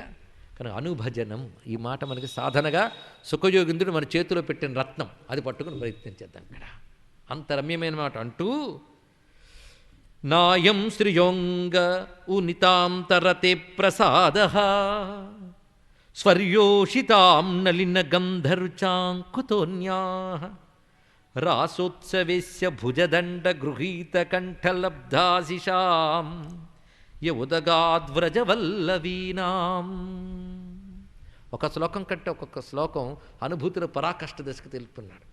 అసలు వీళ్లకు పొందిన యోగం ముల్లోకాల్లో ఎవరు పొందారు? అసలు ఆయన ఒంటినే అంటి పెట్టుకున్న లక్ష్మీదేవికి కూడా దొరకలేదు వీళ్ళకి దొరికిన భాగ్యం. ఎందుకంటే వాళ్ళ భుజాల చుట్టూ స్వామి చేతులు వేసి రాసలీలలో ఆడాడంటే ఆయన యొక్క అద్భుతమైనటువంటి ఆ భుజాదండము యొక్క ఆలింగన భాగ్యం, అలా భుజం చుట్టూ చెయ్యి వేయడం అనేటువంటిది ఆయన హృదయంలో ఉన్న లక్ష్మికి దొరకలేదు, ముల్లోకాల్లో ఉన్న ఏ దేవకాంతకి దొరకలేదు. కనుక వీళ్ళు వారి కంటే గొప్పవారు. వీళ్ళకి నమస్కారము. రాసోత్సవే అస్య భుజదండ గృహీత కంఠలబ్ధాశిషాం ఏ ఉదగాద్వ్రజవల్లవీనాం. ఇది అర్థమైతే బ్రహ్మశంకర ముఖానపీహ పశుపాంగనాసు బహుమానయన్ భక్తలోక గమనీయ రూప కమనీయ కృష్ణ పరిపాహి మాం కామినీరితి యామినీషు ఖలు కామనీయక నిధే భవాన్ పూర్ణ సమ్మదర సార్ణవం కిమపి యోగి గమ్యమనుభావయన్. బ్రహ్మశంకర ముఖానపీహ పశుపాంగనాసు బహుమానయన్ భక్తలోక గమనీయ రూప కమనీయ కృష్ణ పరిపాహి మాం. రాసలీల మనం వదలదండి, మళ్ళీ తీసుకెళ్తున్నాడు అక్కడికి. ఆ భాగ్యం పొందేరయ్యా వీళ్ళు. ఆసామహో చరణరేణు జుషామహం స్యాం బృందావనే కిమపి గుల్మలతౌషధీనాం యా దుస్థ్యజం స్వజనమార్యపథంచ హిత్వా భేజుర్ముకుంద పదవీం శృతిభిర్విమృగ్యాం దుస్థ్యజం స్వజనం ఆర్యపథం. చాలా గొప్ప మాట అన్నాడు ఇక్కడ. అన్నిటికంటే విడవలేనిదేం తెలుసా? నా వాళ్ళు అనుకునేవాడిని వదలలేరు. సృష్టిలో ఎవడూ కూడా, మహామహామహులు కూడా వదలలేడండి. ఒకవేళ ఏదో లోక విడంబనం కోసం ఏదో ప్రయత్నం చేసి సన్యాసంలోకి వైరాగ్యంలోకి వెళ్ళిన వారు కూడా మా పూర్వాశ్రమంలో ఆ ఫ్రెండ్తో ఆడుకునే వాళ్ళని చెప్పుకుంటూ ఉంటారు పోయే వరకు. ఇంకేం పూర్వాశ్రమం అర్థం కాదు ఇక్కడ. పూర్వవాసం వదలవు కనుక స్వజనం వదులుకోలేరు. రెండవది ఆర్యపథం, చాలా గొప్ప మాట. పెద్దలు నడిచిన మార్గములు ఉంటాయి, వాటిని వదలనం, వాటిని అంటిపెట్టుకుంటాం. ఈ రెండింటిని అలా తెంచేసేవాళ్ళు ఎవరుంటారు ఎక్కడ? దుస్థ్యజమైనటువంటి స్వజనమును విడిచిపెట్టి ఆర్యపథమును కూడా విడిచిపెట్టి, అంటే కర్మ మార్గాన్ని కూడా విడిచిపెట్టి లోక లంపటాలను కూడా విడిచిపెట్టి అనర్థం. వీటన్నిటినీ విడిచిపెట్టి భేజుర్ముకుంద పదవి, ముకుంద పదవిని పొందినటువంటి వారు. ముకుంద ముక్తిందదాతీతి ముకుంద, ఆ మాట వేశారు ఇక్కడ. ఆయన పట్టుకుంటే ముక్తే, మరొకటి లేదు. అందుకే ఇతరులు విడిచిపెట్టలేని లౌకిక విషయాల్ని గడ్డిపోచలా పక్కకి విడిచిపెట్టాడంటే వాడు ధీరుడు, వాడు వీరుడు. ఎన్ని కబుర్లు చెప్పండి, ప్రాపంచిక విషయాలను విడిచిపెట్టిన వాడు మాత్రమే హీరో. ఈ విషయాల్ని అలా గడ్డిపరకలా వదిలి పరమాత్మను పట్టుకునేవాడిని మాత్రమే ధీరుడు అనాలి, వాణ్ణి వీరుడు అనాలి. వాడు మాత్రమే పూర్తిగా పట్టుకోగలడు గనక, వాడే పరమాత్మను గొప్పగా ఆరాధించుకోగలడు గనక ధీరారాధ్య, ధీర సమర్చిత, వీరారాధ్య, ఇది అర్థం. వాడు వీరుడు, వాడు ధీరుడు. అదే ప్రపంచం పట్టుకు వేలాడుతూ నేను రేపు రోజుకు 10 గంటలు పూజ చేసినంటే ఏం లాభం అండి బాబు ఇక్కడ. అది రమ్యమైనది. ఆ స్థితి పొందిన వాళ్ళను చూసి దుస్థ్యజమైనటువంటి స్వజనమార్య పథంచ హిత్వా భేజుర్ముకుంద పదవి, ముకుంద పదవిని పొందారు. ముకుంద పదవి అంటే సామాన్యమా? శృతిభిర్విమృగ్యాం, వేదములు కూడా దేన్ని వెతుకుతూ ఉంటాయో, దేన్ని లక్ష్యమని చెప్తూ ఉంటాయో, దేన్ని పొందలేకపోతూ ఉంటాయో అది. దానిని వీళ్ళు ఎంత హాయిగా పొందారయ్యా. పొందలేని దాన్ని పొందారు, వదలలేని దాన్ని వదిలేరు ఇక్కడ. వదలలేని దాన్ని వదిలేసి పొందలేని దాన్ని, పొందవలసిన దాన్ని పొందారు ఇక్కడ. అందుకే నేనేం కోరుకుంటానంటే ఆసామహో, అంత జ్ఞాని అయిన ఉద్ధవుడు ఆకాంక్ష చూడండి. నాకు మరొక జన్మ ఉంటే ఈ బృందావనంలో ఒక చిన్న పొదగాను, ఆ నేలపై కొమ్మలు వాళ్ళు చేసినటువంటి లతలుగాను, చెట్లుగాను పుడితే చాలు. ఎందుకంటే ఈ గోపకాంతల పాదధూళి నా మీద పడుతుంది అన్నాడు ఇక్కడ. అది వాళ్ళ యొక్క భక్తి. అందుకే వాళ్ళ యొక్క స్థాయి మహామునుల కంటే గొప్ప స్థితిలో ఉన్నది. ఆసామహో చరణరేణు. అనేక మంది కృష్ణ భక్తులు దీన్ని ఒక పాటలా పాడుకుంటూ తాదాత్మ్యంలో అశ్రువులు రాలుస్తూ సమాధులు కోల్పోతారు. అలాంటి శ్లోకం అండి ఇక్కడ. అందుకే మరొక్కసారి దాన్ని చదువుకుని ఆసామహో చరణరేణు జుషామహం శ్యాం బృందావనే కిమపి గుల్మలతౌషధీనాం యా దుస్థ్యజం స్వజనమార్యపథంచ హిత్వా భేజుర్ముకుంద పదవీం శృతిభిర్విమృగ్యాం. ఇంత ఆర్తితోని చివరిగా అంటున్నటువంటి మాట ఏమిటంటే, అసలు ఆ పాదాల బడికైనా దొరుకుతాయా? కేవలం ఆయన యొక్క విభూతి శక్తి అయి ఆయనకి అనపాయిని అయినటువంటి అమ్మవారి చేతులకు మాత్రమే దొరుకుతాయి. రెండవది, యోగేశ్వరులు అనేక జన్మల సాధనలు చేస్తేనే మాత్రమే దొరుకుతాయి. అలాంటి పాదాలు రాసగోష్ఠిలో అలా పట్టుకుని హృదయానికి హత్తుకున్నారే, వీళ్ళకంటే భాగ్యవంతులు ఎవరుంటారయ్యా? యో వై శ్రియార్చితమజాదిభిరాప్త కామై, లక్ష్మీదేవి చేత ఆప్తకాములైన బ్రహ్మాది దేవతల చేత యోగేశ్వరైరపి యదాత్మని రాసగోష్ఠ్యాం కృష్ణస్య తద్భగవతశ్చరణారవిందం న్యస్తం స్తనేషు విజహు పరిరభ్యతాపం. అటువంటి భావ సమాధులు కొలిపాడు. అంటే భగవంతుడే కాదు, ఉత్తమ భక్తుడు కూడా సాధకుడికి భగవత్ సమాధిని, భగవద్ అనుభూతి సమాధిని ఇవ్వగలడు. అది ఇక్కడ. అందు గోపకాంతలను చూడగానే వాళ్ళని ఇన్ని నెలలు పరిశీలించి గోపికా భక్తిని ఉపాసన చేసాడు మహానుభావుడు ఉద్ధవుడు ఇక్కడ. ఆ ఉపాసన ఫలంగా తాదాత్మ్యంతో ఇన్ని శ్లోకములు చెరిపి చివరిగా ఒక్క శ్లోకం అనుష్టు పండుకుంటున్నాడు. వందే నందవ్రజస్త్రీణాం పాదరేణుమభీక్ష్ణసః యాసాం హరికథోద్గీతం పునాతి భువనత్రయం. ఎవరి యొక్క హరికథాగానం ముల్లోకాలని పవిత్రం చేసిందో ఆ గోపకాంతల పాదధూళికి నమస్కారము అని నమస్కరించి కూర్చున్నాడు మహానుభావుడు. ఇక్కడ ఇంక వెళ్ళి రావాలిగా, తప్పదు. బయలుదేరాడు. ఎవరు? ఉద్ధవుడు. తం నిర్గతం సమాసాధ్య. ఎప్పుడైతే వెళుతున్నాడో నందాదులన్నీ కానుకలు సిద్ధం చేసి బండిలో పెట్టించి కొన్ని చేతులకిచ్చి నానోపాయన పాణయ నందాదయ్యో అనురాగేణ ప్రోవోచన్నశ్రులోచనా. వాళ్ళందరూ కళ్ళ నీళ్లతో నందాదులు సాగనంపుతూ ఉద్ధవుడితో 2 మాటలు చెప్తున్నారు. మా కృష్ణుడిని మేము కోరుకున్నామని చెప్పవయ్యా. ఏమనంటే, మనసో వృత్తయో నస్యు కృష్ణ పాదాంబుజాశ్రయా వాచోభిధాయినీర్నాంనాం కాయస్తత్ప్రహ్వణాదిషు కర్మభిర్భ్రామ్యమాణానాం యత్ర క్వాపి ఈశ్వరేచ్ఛయా మంగళాచరితైర్దానై రతిర్న కృష్ణ ఈశ్వరే. ఇది మళ్ళీ అద్భుతమైన శ్లోకములు. ఏమిటండి, మళ్ళీ వెనక్కి తీసుకెళ్ళి కథను ఎక్కడ ఆపరా, భాగవతం ఇలా అయితే అవుతుందా అని అనుకోని వాళ్ళు మాత్రమే ఇక్కడ ఉన్నారని నేను అనుకుంటూ ఉన్నాను ఇక్కడ.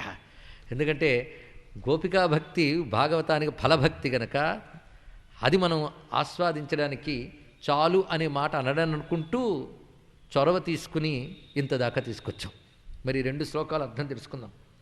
కృష్ణుని మేము కోరుకుంటున్నది ఏంటంటే, మా మనస్సు నిరంతరం కృష్ణ పాదాలయం దుండుగాక, మా వాక్కులు ఆయన నామములయం దుండుగాక, మా శరీరము ఆయన నమస్కరించడాలయందు ఉండుగాక. అయిపోయిందండి. ఇక్కడ మనస్సు ఎక్కడుండాలి? కృష్ణ పాదాలపై. వాక్ ఎక్కడుండాలి? ఆ నామాలు పలకడంపై. కృష్ణ, గోవింద, హరి, ముకుంద ఈ నామాలు అంటూ ఉండాలి. శరీరం ఏం చేయాలి? ఆయనకు నమస్కరించాలి. ఈ 3 మేము కోరుకుంటున్నాం. కర్మలతో తిరుగుతున్న ఈ జీవితంలో కర్మభిర్భ్రామ్యమాణానా, అంతే. జన్మంతా కర్మలు తోస్తూ ఉంటే నడుస్తూ ఉంటే ఇదే జన్మ. ఇలాంటి కర్మలతో తిరిగే జీవితంలో ఈశ్వరుని యొక్క ఇచ్ఛ చేత మేమేమైనా పుణ్యములు చేసి ఉంటే, ఎంత చక్కటి మాట చూడండి. అంతేగాని మేమేమైనా పుణ్యాలు చేసి ఉంటే అంటే మళ్ళీ అహంకారం. ఈశ్వరేచ్ఛయా మంగళాచరితైర్దానై, ఈశ్వరుని చేత మేమేమైనా మంగళకరమైన పనులు చేసున్నా, దానములు చేసున్నా వాటి ఫలంగా మేము ఒక్కటే కోరుకుంటున్నాం.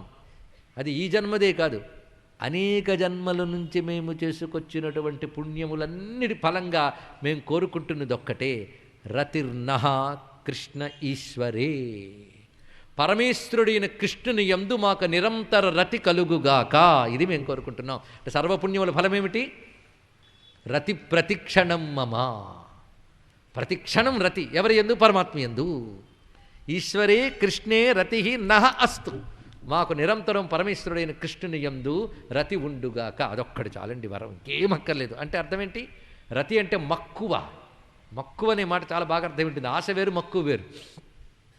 ఆశ ఉన్నదనుకోండి, చూద్దాం దొరికితే తీర్చుకుందాం ఉంటుంది. మక్కువ ఉందనుకోండి, తప్పించిపోతాం. అది ఎలాగైనా పొందాలని తపత్రయపడతాం. దాని యందే రమిస్తూ ఉంటాం, ఆనందిస్తూ ఉంటాం. ఆ రతి అనే శబ్దం అంత గొప్పది. అందుకే మాకు పరమాత్మ యందు రతి ఉండుగాక ఇదే కోరుకుంటున్నాం. అది దేనివల్ల? అనేక జన్మల పుణ్య ఫలములుగా మేము కోరుకునేది అది. ఇప్పుడు మొత్తం వీడి భావం తెలుసుకుంటే, పరమాత్మ యందు రతి కలిగి త్రికరణాలతో పరమాత్మ యందు ఉండాలి. మనస్సు పాదాల యందు, మాట వాక్కుల యందు, శరీరము వందనమునందు. అంతే. మొత్తం ఇంతే కోరుకున్నారు. ఇంకేమైనా కోరుకోవాల్సి ఉందా నిజంగా ఆలోచిస్తే? లేదు. నందాదులు కోరుకున్నది అదే. అది విని బయలుదేరాడు. బయలుదేరి తిన్నగా ఈ కానుకలన్నీ ఉగ్రసేనుడికి బలరాముడికి పంపెట్ట. కృష్ణుడి దగ్గరికి వెళ్ళాడు. ఆయన దగ్గరికి ఏం తీసుకెళ్ళాడు? గోపికల వార్త తీసుకెళ్ళాడు. అదే గొప్ప కానుక. భగవంతుడికి ఏమీ అక్కర్లేదు, కానీ భక్తుడి ప్రేమ ఆయనకి ప్రీతేనండి. ఇక్కడ భక్తుల పట్ల ఆయనకి ప్రీతి ఉంటుంది. అది మన వలే వస్తుకామన వలే ఉండకుండా భగవంతుడి భక్తులపై ప్రేమ ఉంటుంది.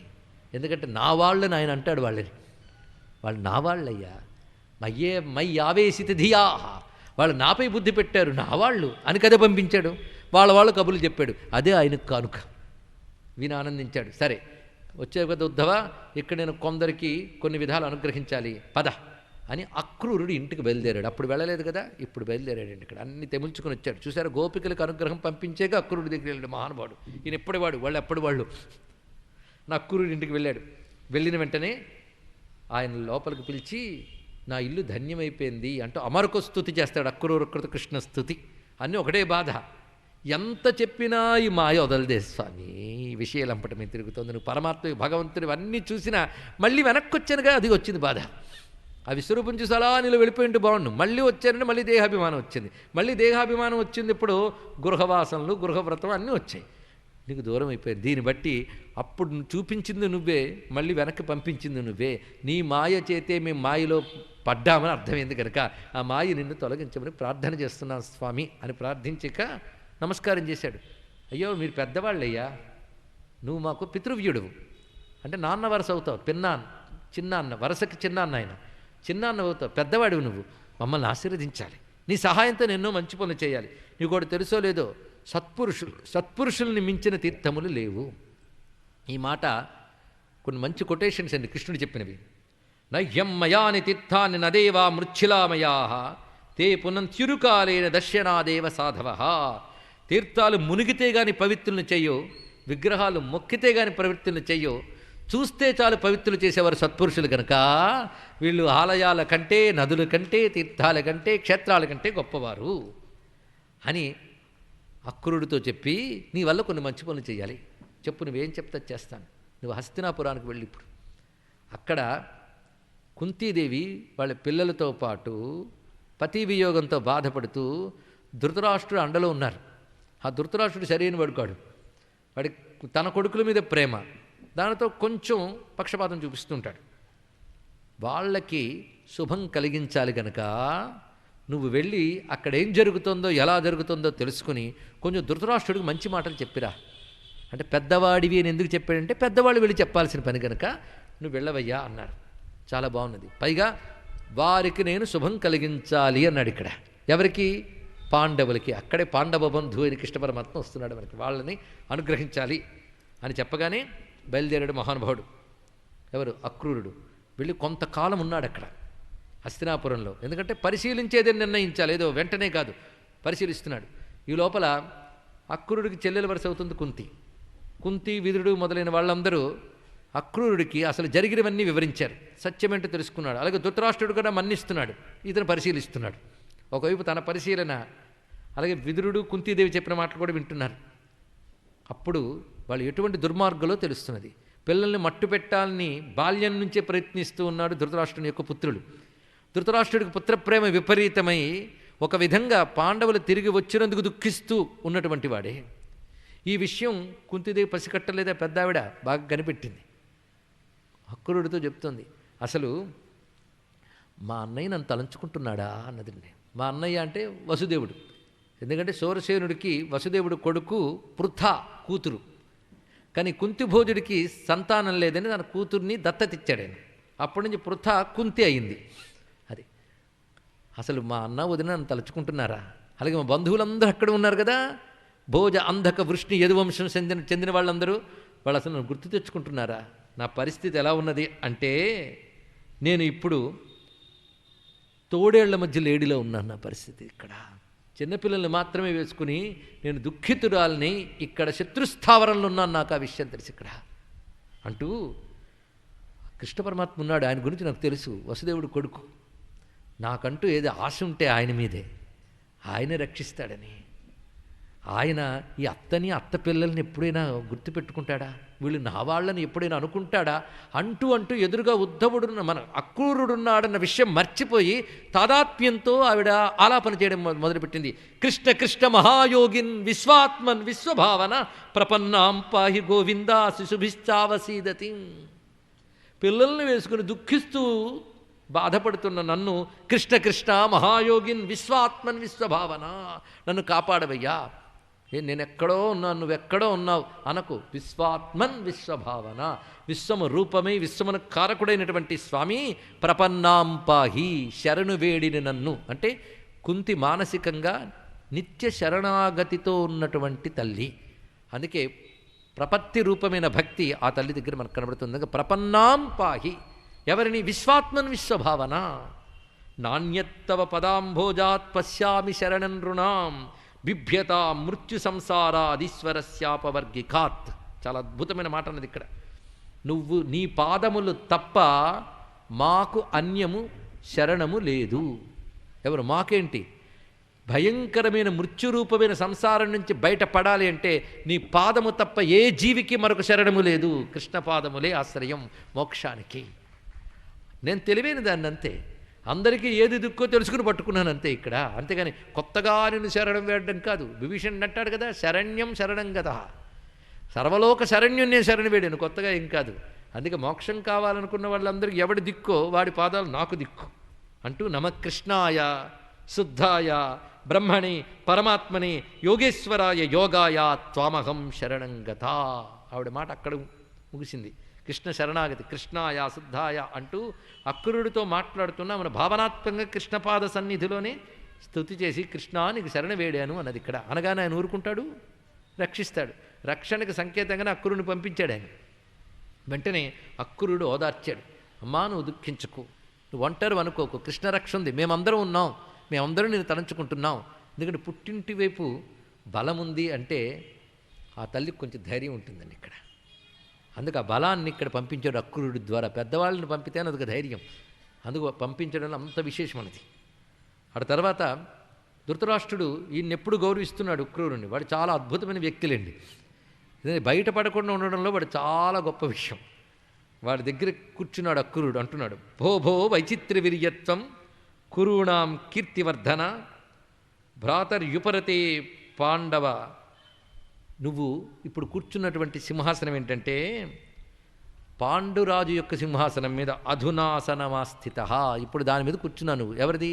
పాండురాజు ఆసనం మీద. ఎందుకు? ఆయన పోవడం వల్ల కూర్చునున్నావు. కానీ నిజానికి సమబుద్ధితో ఆలోచించు. ధర్మరాజాదులు ప్రథమంగా గౌరవించవలసినటువంటి వారు. నీ పుత్రులు వారి పుత్రులు వేరనే భావం నీకు ఉండకూడదు కదా అని చెప్తూ తస్మాత్ సమత్వే వర్తస్వ పాండవేషు ఆత్మజేషు చ. నీ వారి యందు పాండవుల యందు సమబుద్ధి కలిగి వర్తించు. కాదు నా వాళ్ళు అని అనుకుంటావు కానీ, నాది అనుకున్న దేహం కానీ నా వాళ్ళు అనుకునే వాళ్ళు కానీ నీతో వస్తారా మిగులుతారా ఒకటి ఆలోచించుకో. కానీ వాళ్ళేదో నా వాళ్ళనే భావంతో నువ్వు అధర్మం చేసేవనుకో, ఇది మాత్రం నేను నరకంలో పడేస్తాను తీసుకువెళ్ళి. ఎంత చక్కగా బోధించాడు. నేహ చాత్యంత సంవాస కర్హిచిత్ కేనచిత్ సహా. ఎవడితోనూ ఎక్కువ కాలం ఉండడు నాయనా, ఇది తెలుసుకో. నా వాళ్ళను పూసుకుంటూ మరణశయ్యపై ఉన్నప్పుడు కూడా మనవడు రాలేదా అంటుంటాడు. కర్మ వచ్చేం చేస్తాడు, తర్వాత పోయి నువ్వు ఎక్కడికి వెళ్తావు? ఇక్కడ ఎంత అజ్ఞానం అండి. ఇక్కడ ఎవడితోని రాడు. రాజన్ స్వేనాపి దేహేన, నీదనుకున్న దేహం కూడా నీతో రాదు కదయ్యా. కిము జాయాత్మజాదిభి. భార్యా పిల్లలు వీళ్ళు మాత్రం శాశ్వతం అని చెప్పు, నీ దేహమే నీతో రానప్పుడు మరేం జరుగుతుందంటే అర్థము తెలియనివాడు, అంటే ప్రయోజనం తెలియనివాడు నార్థకోవిద. ప్రయోజనం తెలియనటువంటి వాడు స్వయం కిల్బిషమాదాయ తైస్త్వక్తో నార్థకోవిద. పాపం మూట కట్టుకుని ఎవరి వల్ల మూట కట్టుకున్నాడో వాళ్ళందరినీ విడిచిపెట్టి మూటను మాత్రమే తీసుకెళ్తాడు అక్కడికి. తెలుసుకో ఇక్కడ వాడు అసిద్ధార్థ, వాడు జన్మ ప్రయోజనం చేసుకోడు. విసత్యంధం స్వధర్మ విముఖస్తమ. ఇది జరుగుతున్న సుమ అని చెప్పి ఒక్కడు గుర్తుపెట్టుకో. సృష్టిలో ఒకడే పుడతాడు, ఒకడే పోతాడు. ఎవడికెవడు ఏది కాదు. ఏక ప్రసూయతే జంతు ఏక ఏవ ప్రళీయతే ఏకోను భుంక్తే సుకృతం ఏక ఏవ చ దుష్కృతం. ఇప్పుడు చెప్పండి ఎవరికి చెప్తున్నాడు ఈ భాగవతం? మనకే. ఒకడే పుడతాడు, వాడిది వాడే, ఎవ్వడికెవ్వడు కాదండి. వాడి కోసం వీడి కోసం ఏదో చేస్తున్నా అంటో ఎవడితో రాడు. ఈ మాట గజేంద్ర మోక్షం చెప్పుకున్నప్పుడు మనం చెప్పుకున్నాం. పరమనగ్న సత్యం, మనం ఒప్పుకోలేని సత్యం, ఒప్పుకోవడానికి మన సొప్పన సత్యం ఏంటంటే ఎవడికి వాడే ఒంటరి జీవుడు. ఇది తెలుసుకోవాల్సింది ఇక్కడ. ఇది ఒక్కడి తెలిస్తే దేనికోసం ఏది మిగుల్చుకుంటున్నావు. పుష్ణాతి యా నధర్మేణ స్వబుద్ధ్యా తమ పండితం తే అకృతార్థం ప్రహిణ్వంతి ప్రాణారాయస్సుతాదయ. ఎవడు అధర్మం చేత తనను తాను పోషించుకుంటాడో, తన వారిని పోషిస్తాడో అవన్నీ నశించిపోతాయి. ఇది తెలుసుకో అని చక్కగా బోధించాడు ఆయన.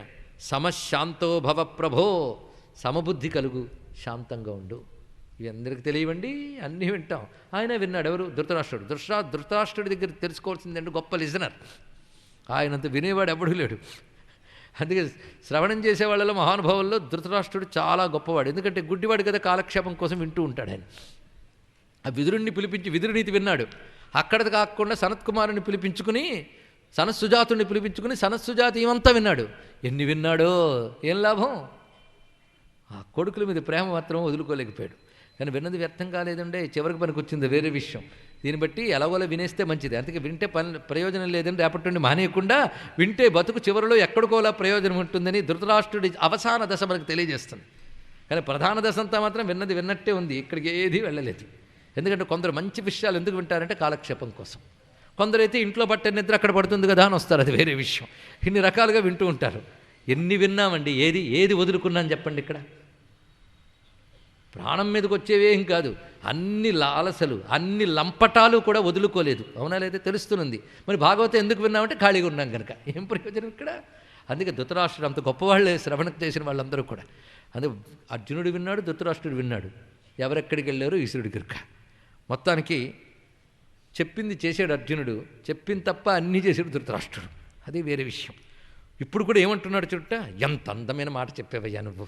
యథా వదతి కళ్యాణి వాచం దానపతే భవాన్ తథా అనయా నతృప్యామి మర్త్యప్రాప్య యథామృతం. నువ్వు చెప్తూ ఉంటే ఇంకా ఇంకా వినాలనుంది, ఎందుకంటే కాలక్షేపం ఎక్కువ కనుక.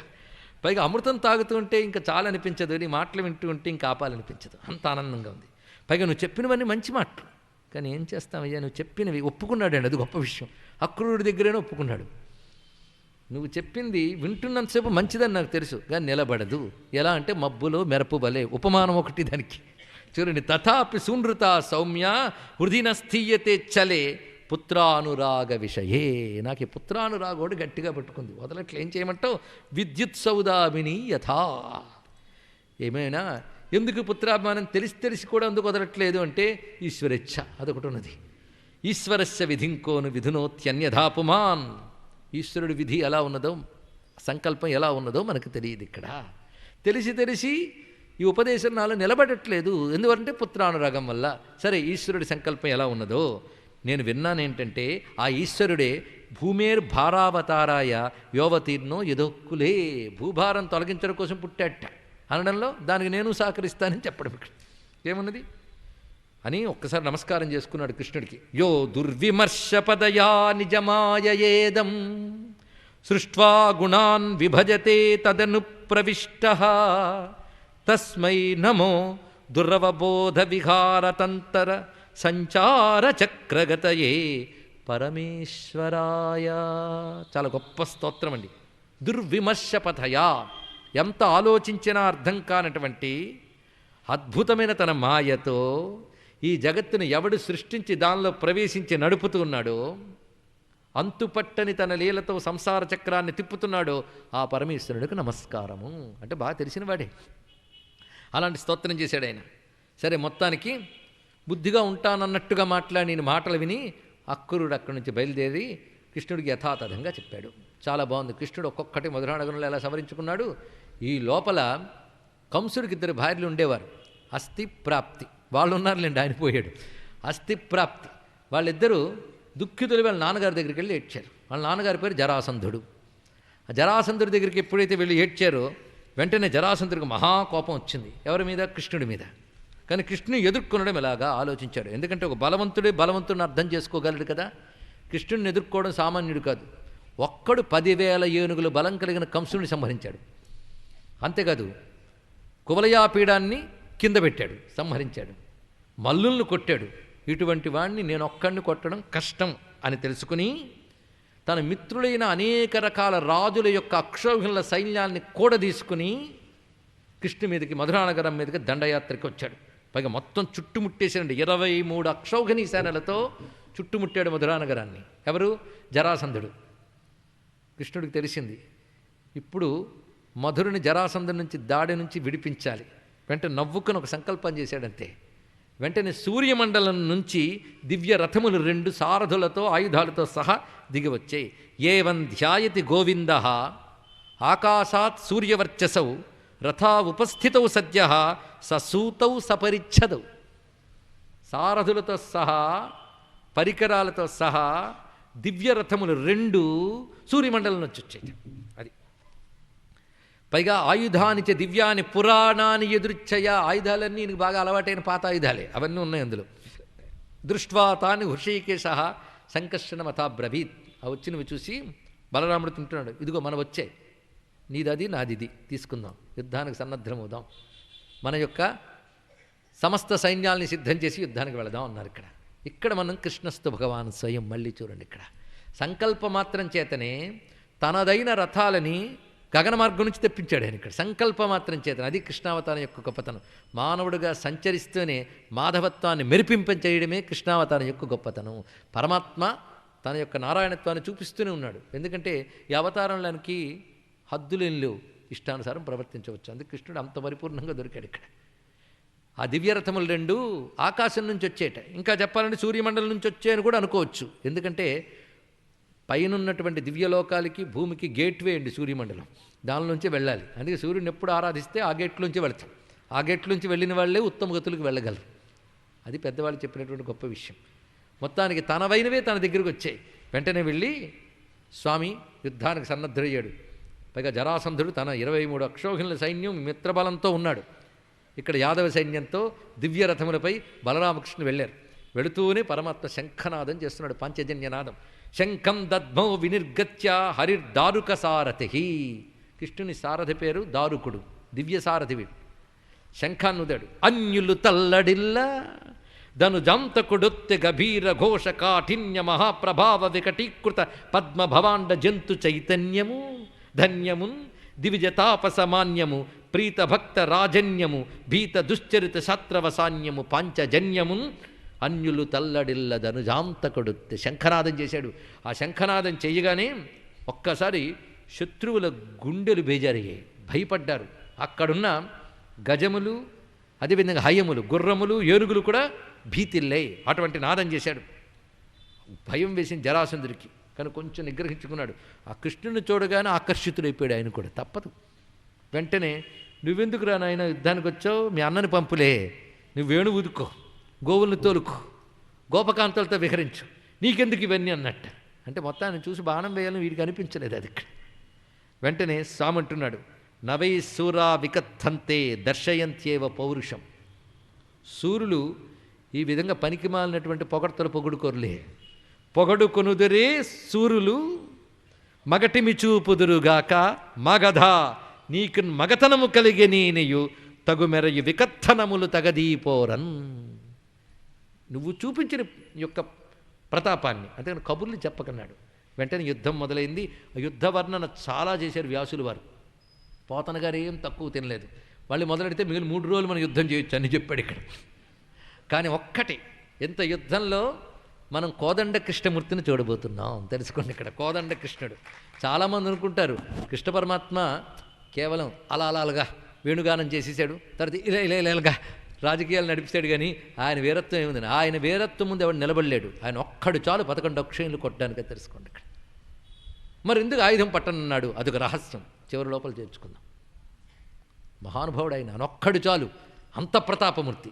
కృష్ణుని ప్రతాపమూర్తి సౌందర్యం అని రీసెర్చ్ చేయండి, భాగవతంలో దొరుకుతుంది, భారతంలో దొరుకుతుంది. ఇక్కడ అదొక కోణంలో ఉండాలి. మా స్వామి అన్నిట్లోనూ అందగాడే, వీరత్వంలోనూ అందగాడే, ధర్మంలో అందగాడు, దయలో అందగాడు.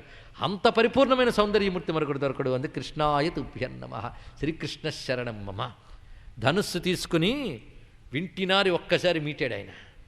రామావతారం గుర్తొస్తుంది భక్తులకి. హరిప్పరానీకపయోము చాముహు శ్రీముఖాత్యుల్బణ వర్షపీడితం స్వసైన్యమాలోక్య సురాసురార్చితం వ్యస్ఫూర్జయత్ శార్ంగశరాసనోత్తమం.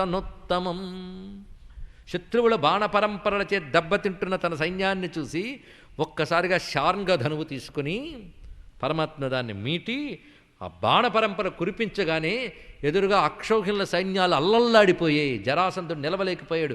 ఆయనతో పాటు వచ్చిన మిత్రరాజుల ప్రాణాలు పైకి ఎగిరిపోయాయి ఒక్కొక్కటి కూడా. బలరాముడు ఏం తక్కువ తెలియదు, మహాప్రతాపమూర్తి, పేరే బలం.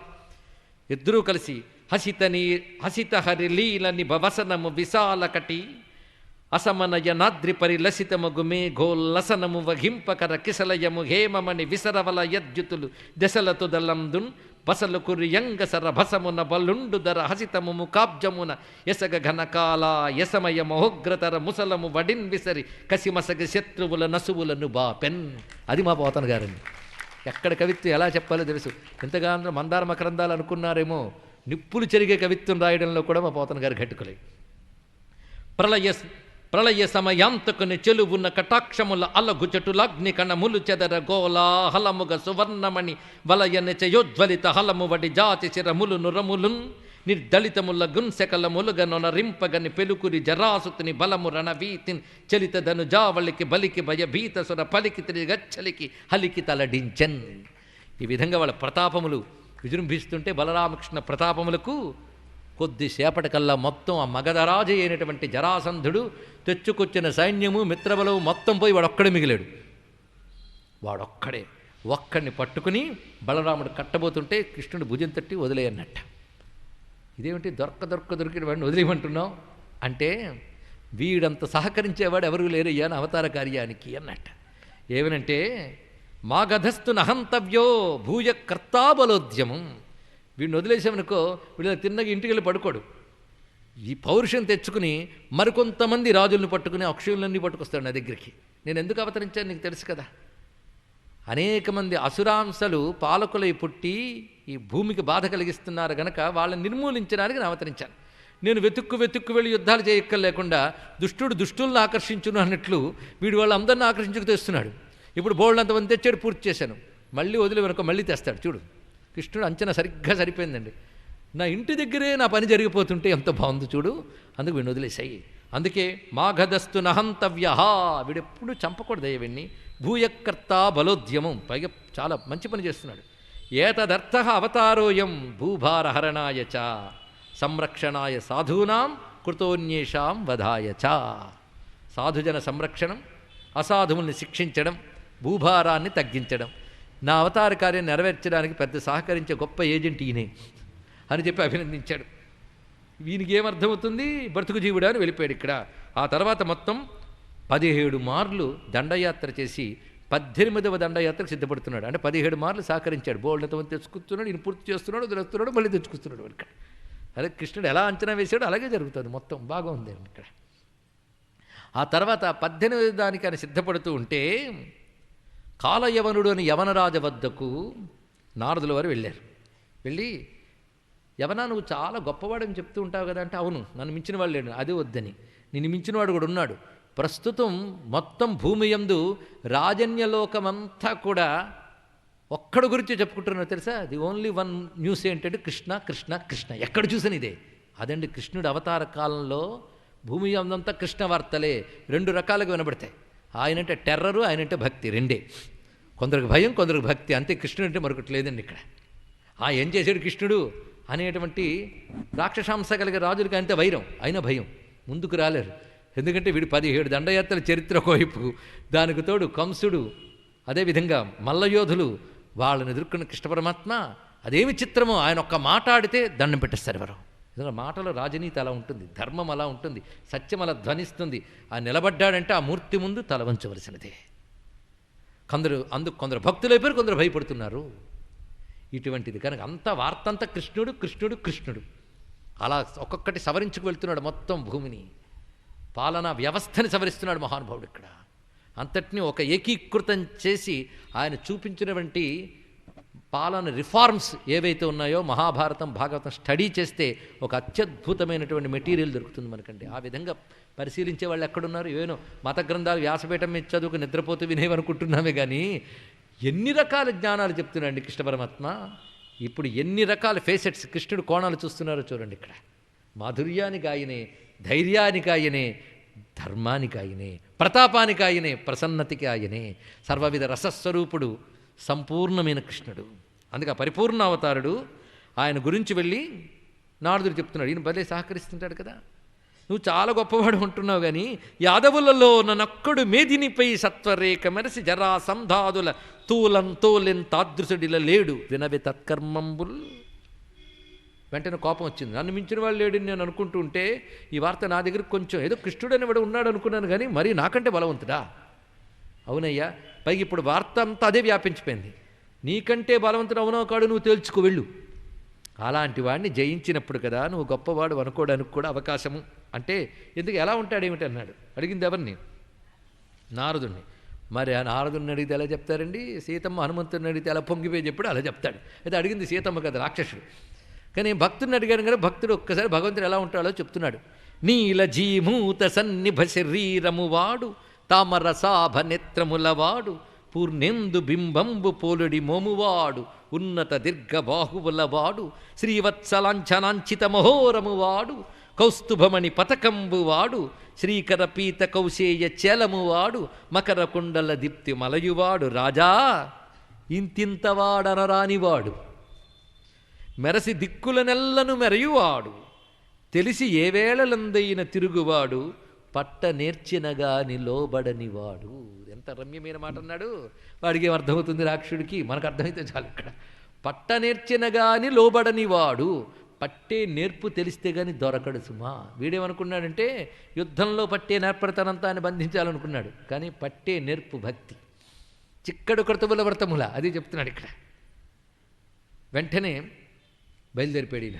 ఇంకా వాడు 18వ దండయాత్రకి సరంజామా సర్దుకుంటూ ఉంటే వీడు వెళ్ళాడు. మొత్తం 3 కోట్ల మ్లేచ్ఛ వీరులం కూడుకుని కాలయవనుడు అన్నాడు. మొత్తం 3 కోట్ల మంది. అబ్బో నమ్మలేము, నువ్వు నమ్మకపోయినా అంతమంది వెళ్ళారు. ఏం చేస్తాం అప్పుడు ఆ కాలంలో? ఎందుకంటే సృష్టి మనతోనే మొదలు కాలేదు. ఎన్ని ఉత్థానాలు జరిగాయో, ఎన్ని పతనాలు జరిగాయో మనకు తెలియదు. కనుక ఇవన్నీ ఆశ్చర్యపోవలసిన అవసరాలు ఏం లేవు, అన్నీ జరుగుతాయి సృష్టిలో. కానీ 3 కోట్ల మంది సైన్యంతో మధురానగరం చుట్టుముట్టాడండి. ఇంకా జరాసంధుడు రాలే, ఆయన ఏర్పాట్లు ఆయన చేసుకుంటున్నాడు. మొత్తం చుట్టుముట్టి మోహరించాడు. అప్పుడు పరమాత్మ ఈ స్థితిలో మనం మొత్తం యాదవులతో వెళ్ళి యుద్ధం చేయడానికి సాధ్యం కాని విషయం. వీడిని ఎలా కొట్టాలో అలా కొట్టాలి. మనం ఇప్పుడు చేయవలసిన పని ఏమిటంటే మధురానగర వాసులందరినీ క్షేమంకరమైన పరిస్థితులకు తీసుకువెళ్ళాలి అని అప్పటికప్పుడు బలరాముడితో ఆ మాట చెప్పి ఒక్కసారిగా ఆయన విశ్వకర్మని స్మరించాడు. మళ్ళీ కృష్ణస్తు భగవాన్ స్వయం స్మరిస్తూ వచ్చాడు విశ్వకర్మ ఒక్కసారి. అది పూర్వావతారంలో ఆయన అంశగా అవతరించి సేతుబంధనం చేయాల్సి వచ్చింది. ఇక్కడ పిలిస్తే వచ్చేసాడు. వెంటనే వచ్చి ఏం చేయమంటారని అడిగాడు. నువ్వు సముద్ర మధ్యంలో నాకంటూ ఒక నగరాన్ని నిర్మాణం చేయి వెళ్ళన్నాడు. ఏంటి ఇప్పటికిప్పుడా? అందుకే నిన్ను పిలిచా. కొన్నాళ్ళు పడుతుందంటే భూమి మీద ఉన్న శిల్పులు చాలు, ఎప్పటికిప్పుడే నువ్వు చేయగలవు, వెళ్ళు. ఒక్క రాత్రిలో నిర్మాణం చేశాడు మహానుభావుడు. అది కూడా పాపం కృష్ణుడు ఉన్న మధురలో అవతరించాడు, అందులో భగవద్విభూతి ఉంది. కానీ ఇప్పుడు కృష్ణుడు కోసం నగర నిర్మాణం చేయాలి అంటే అని విష్ణువుని తెలిసిన విశ్వకర్మ విష్ణువుకి తగ్గట్టుగా నిర్మాణం చేసేట్టు. ఇక్కడ చాలా విశేషమైనది. ఎందుకంటే ద్వాదశాక్షర స్వరూపుడైనటువంటి ద్వాదశాక్షర మంత్రస్వరూపుడైన స్వామి కోసం ఇది సమ్మంత్ర్య భగవాన్ దుర్గం ద్వాదశయోజనం అంతఃసముద్రే నగరం కృష్ణాద్భుతమచీకరత్. సముద్ర మధ్యంలో కృష్ణుడు చెప్పిన చోట రమ్యమైనటువంటి 12 యోజనాల పొడవు 12 యోజనాల వెడల్పు కలిగినటువంటి ఒక విస్తారమైన నగరాన్ని ఏర్పాటు చేశాడు. దాని పేరే ద్వారక. ద్వారకా నగరాన్ని ఏర్పాటు చేశాడు అప్పటికప్పుడు. వెంటనే తత్ర యోగ ప్రభావేర నీత్వా సర్వజనం హరిహి.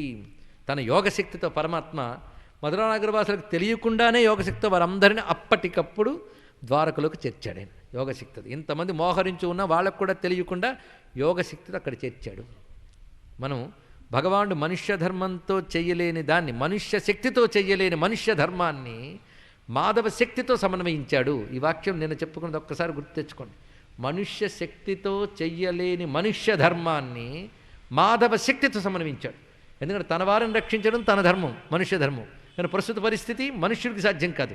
అదే తనదైన మాధవ శక్తిని అలా చూపిస్తున్నాడు ఇక్కడ. అక్కడది పెట్టి పైగా విశ్వకర్మ ఎంత బాగా నిర్మాణం చేశాడంటే, ఇదిగో నేను కృష్ణుడి కోసం నిర్మాణం చేస్తున్నాను చెప్పగానే సర్వదేవ లోకముల వారు వాళ్ళ లోకాల్లో ఉన్నటువంటి ది బెస్ట్ క్వాలిటీ మెటీరియల్స్ అని పంపెట్టండి. ఇక్కడ అక్కడ ఏవి గొప్పవో అన్నీ పంపించారు ఒక్కొక్కరు, ప్రతి లోకం వారు కూడా. లోకపాలకుడు కదా, పైగా మాకు శక్తినిచ్చిన వాడు ఆయన, కనుక శక్తి అంతా అక్కడే ఇస్తున్నామని ఇచ్చారు. యద్యద్ భగవతా దత్తమాధిపత్యం స్వసిద్ధయే సర్వం ప్రత్యర్పయామాసు. ఎందుకంటే భగవంతుడు తమకెన్నో ఇచ్చాడు, కృతజ్ఞత ప్రకటించుకోవడానికి ఇదే అవకాశం. అందుకే హరౌ భూమిగతే నృపా ఇలా వాళ్ళందరూ ఇచ్చారు. దీన్ని బట్టి ద్వారకా నగరంలో సర్వదేవలోకముల యొక్క శక్తులు సూక్ష్మ రూపంలో ఉన్నాయని రహస్యం. అక్కడికి వెళ్ళి ఉండబోయేవాడెవడంటే సర్వదేవతాత్మకుడైన నారాయణుడు వెళ్ళబోతున్నాడు. ఇది అందులో ఉన్నటువంటి సంకేతార్థం. కానీ స్వామి వాళ్ళందరినీ పంపాడు, కానీ ఈయన వెళ్ళలేదండి. ఎందుకంటే వాడు పని పట్టాలి కదా. ఈయనొక్కడు కోట బయటకు వచ్చాడు. అది కూడా సరిగ్గా ఆ యవనుడి యొక్క దృష్టి చౌకెట్టు, కాలయవనుడి దృష్టి. ఎప్పుడైతే ఎదురుగా ఇంకా రాడేమిటి అని చూస్తున్నాడు, యుద్ధానికి సిద్ధమైనా ఇంకా రాడేమిటి అని ఎదురు చూస్తున్నవాడు ఎంత ధ్యానించుంటాడు కృష్ణుణ్ణి. ఇక నారదుడు వర్ణించలేడు కదా, వాడు కనబడతాడేమో అని చూస్తాను, ఎవడెవడు వస్తున్నాడో వీడు కాదులే అనుకుంటున్నాడు. ఇప్పుడు కనబడగానే తం విలోక్య వినిష్క్రాంతం ఉజ్జుహాన వివోడుపం. ఎలా వచ్చాడంటే ఎదురు చూస్తూ చూస్తూ ఉండగా తూర్పు ఆకాశంలో చంద్రుడు దయించినట్లుగా కృష్ణ పరమాత్మ ఆ కవాటం నుంచి వెలికి వచ్చాడు. దర్శనీయతమం శ్యామం, దర్శనీయతమం, చూడవలసిన వాటిలో ఇంతకంటే గొప్పవాడు ఎవడూ లేడు ఇక్కడ. అందుకే దర్శనీయతమం శ్యామం పీత కౌశేయ వాససం నిత్యప్రముదితం. కృష్ణలక్ష్మణ్ చూడండి, ఎప్పుడు నవ్వుతూ ఆనందంగా ఉండేవాడు ఆయన. నిత్యప్రముదితం శ్రీమత్ సుఖపోలం శుచిస్మితం, చక్కని బొగ్గలు, చిరునవ్వు, ముఖారవిందం బిభ్రాణం స్ఫురన్ మకరకుండలం శ్రీవత్సవక్ష సంభ్రాజత్ కౌస్తుభాముక్తకంధరం పృథుదీర్ఘ చతుర్బాహుం నవకంజారుణేక్షణం వనజాతాక్షుడు సింహమధ్యుడు రమావక్షుండు శ్రీవత్సలాంఛనుడు అంబోదర దేహుడు ఇందుముఖుడు అంచదీర్ఘబాహుండు సద్వనమాలాంగదహార కంకణ సముద్యత్కుండలండీతడు ఆ మునిసూచించిన వీరుడవుననుచు అమ్మూఢుండు గాఢోద్ధతిన్. ఆ అమ్మ నారదు చెప్పినవాడు వీడే అనుకుని వెంటనే గుర్రాలను తోలేటప్పటికల్లా అలా చూసి ఏమి ఎరగనట్టు ఆయన పరిగెత్తడం మొదలుపెట్టాడు. అంతవరకు ఎదురుగా ఉన్నవాడు వెనుతిరిగి పరిగెడుతున్నాడు. ఇక్కడ అదిగో పారిపోతున్నాడు, పట్టుకోండి అని వెనకాల వెళ్తున్నాడు. ఏం పట్టుకోవాలి, వీడే పట్టుకోవాలి.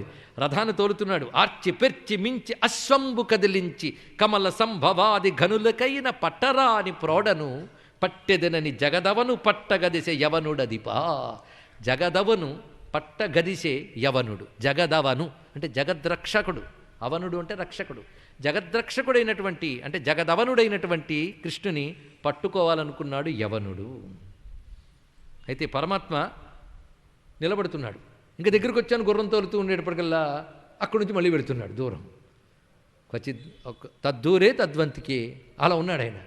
అయితే అంత వెళుతున్నాడు కానీ పట్టుకోలేకపోతున్నాడు. యశోదమ్మ పట్టుకోవడానికి భక్తి ఉంటే పట్టుకోవచ్చు, కానీ అది లేని అహంకారికి ఏం దొరుకుతుందండి ఇక్కడ. ఆఖరి కృష్ణుడి చేతిలో చచ్చే యోగం కూడా లేదు. చచ్చే ముందు చూచే యోగం ఉంది, అదొక్కటే వాడికి. ఎందుకంటే ఎవడికి ఏ యోగమో పరమాత్మ తెలుసు. తన చేతిలో చచ్చే యోగం వాడికి లేదు, జరాసుందరికి కూడా లేదు. అందుకే వాళ్ళని చక్కగా ఆయన ఎలా చేయాలో అలా చేస్తున్నాడు. తిన్నగా పరిగెత్తు వెళ్ళి క్రమంగా ఒక గుహలోకి ప్రవేశించాడు కృష్ణ పరమాత్మ. అంతర్ధానమైపోయాడు. ఇతడు వెళుతూ ఆ గుహలోకి వెళ్ళాడు. తిన్నగా వెళ్ళేటప్పటికల్లా అక్కడ ఆశ్చర్యంగా ఒక ఆయన నిద్రపోతున్నాడండి. మహా తేజస్వరూపుడు. కృష్ణుడు కనబడి నుంచి చూస్తూ ఉంటే వాడు కనబడ్డాడు, నిద్రపోతున్న యుగాల నాటి మూర్తి. వెంటనే ఇతనెవడా అనుకున్నాడు. అనుకుని ఏదేమైనా కృష్ణుడు మాయిగాడు అని కూడా చెప్పాడు నారదుడు. ఏ రూపం అనుకుంటావో ఆ రూపంలో కాక ఏ రూపంలోనే కనబడచ్చని కూడా హింట్ ఇచ్చాడు, సూచన. కనుక ఇందాక అలా కనబడ్డాడు, ఇప్పుడు నా నుంచి తప్పించుకోవడానికి ఈ రూపంతో ఇక్కడ ఉన్నాడేమో అంటే ఆయన తేజస్సు అలా అనిపిస్తుందని, అంత మహా తేజస్సు. ఆయన నిద్రపోతున్నవాడు. వెంటనే అరే లేరా అని కాళ్ళతో తన్నాడు. ఆయన ఒక్కసారి లేచి చూశాడు. చూసిన వెంటనే ఆ నిద్రపోతున్న మహానుభావుడు, యుగాల నాటి నుంచి యోగ నిద్రలో ఉన్న మహానుభావుడు, కళ్ళు తెరిచి చూసేటప్పటికల్లా ఎదురుగా ఉన్న కాలయవనుడు బూడిదైపోయాడు మొత్తం. ఇక్కడ ముకుందుడిని వెతుకుతుంటే దొరికినవాడు ముచ్చుకుందుడు. ఆ మహానుభావుడి పేరు ముచ్చుకుందుడు. నామస్మరణ చేతనే ధన్యులమయ్యాం. ఆయన ఇదేంటి చూస్తే చాలు తగలబడిపోయాడు అనుకున్నాడు. ఆయన అనుకుని చుట్టూ చూశాడు. ఏమిటి అని చూసేటప్పటికల్లా ఎదురుగా ఒక మహానుభావుడు దర్శనమైంది. ఇక్కడ ఆయన్ని చూసి ఆశ్చర్యచకితుడై 2 చేతులు దోయిలిస్తున్నాడు. తన కథని చెప్పుకోవడం మొదలు పెడుతున్నాడు. ఆయన కథని అడగడం మొదలుపెట్టాడు. అసలు కథ ఏమిటో రేపు తెలుసుకుందాం. సర్వం శ్రీకృష్ణ చరణారవిందార్పణమస్తు.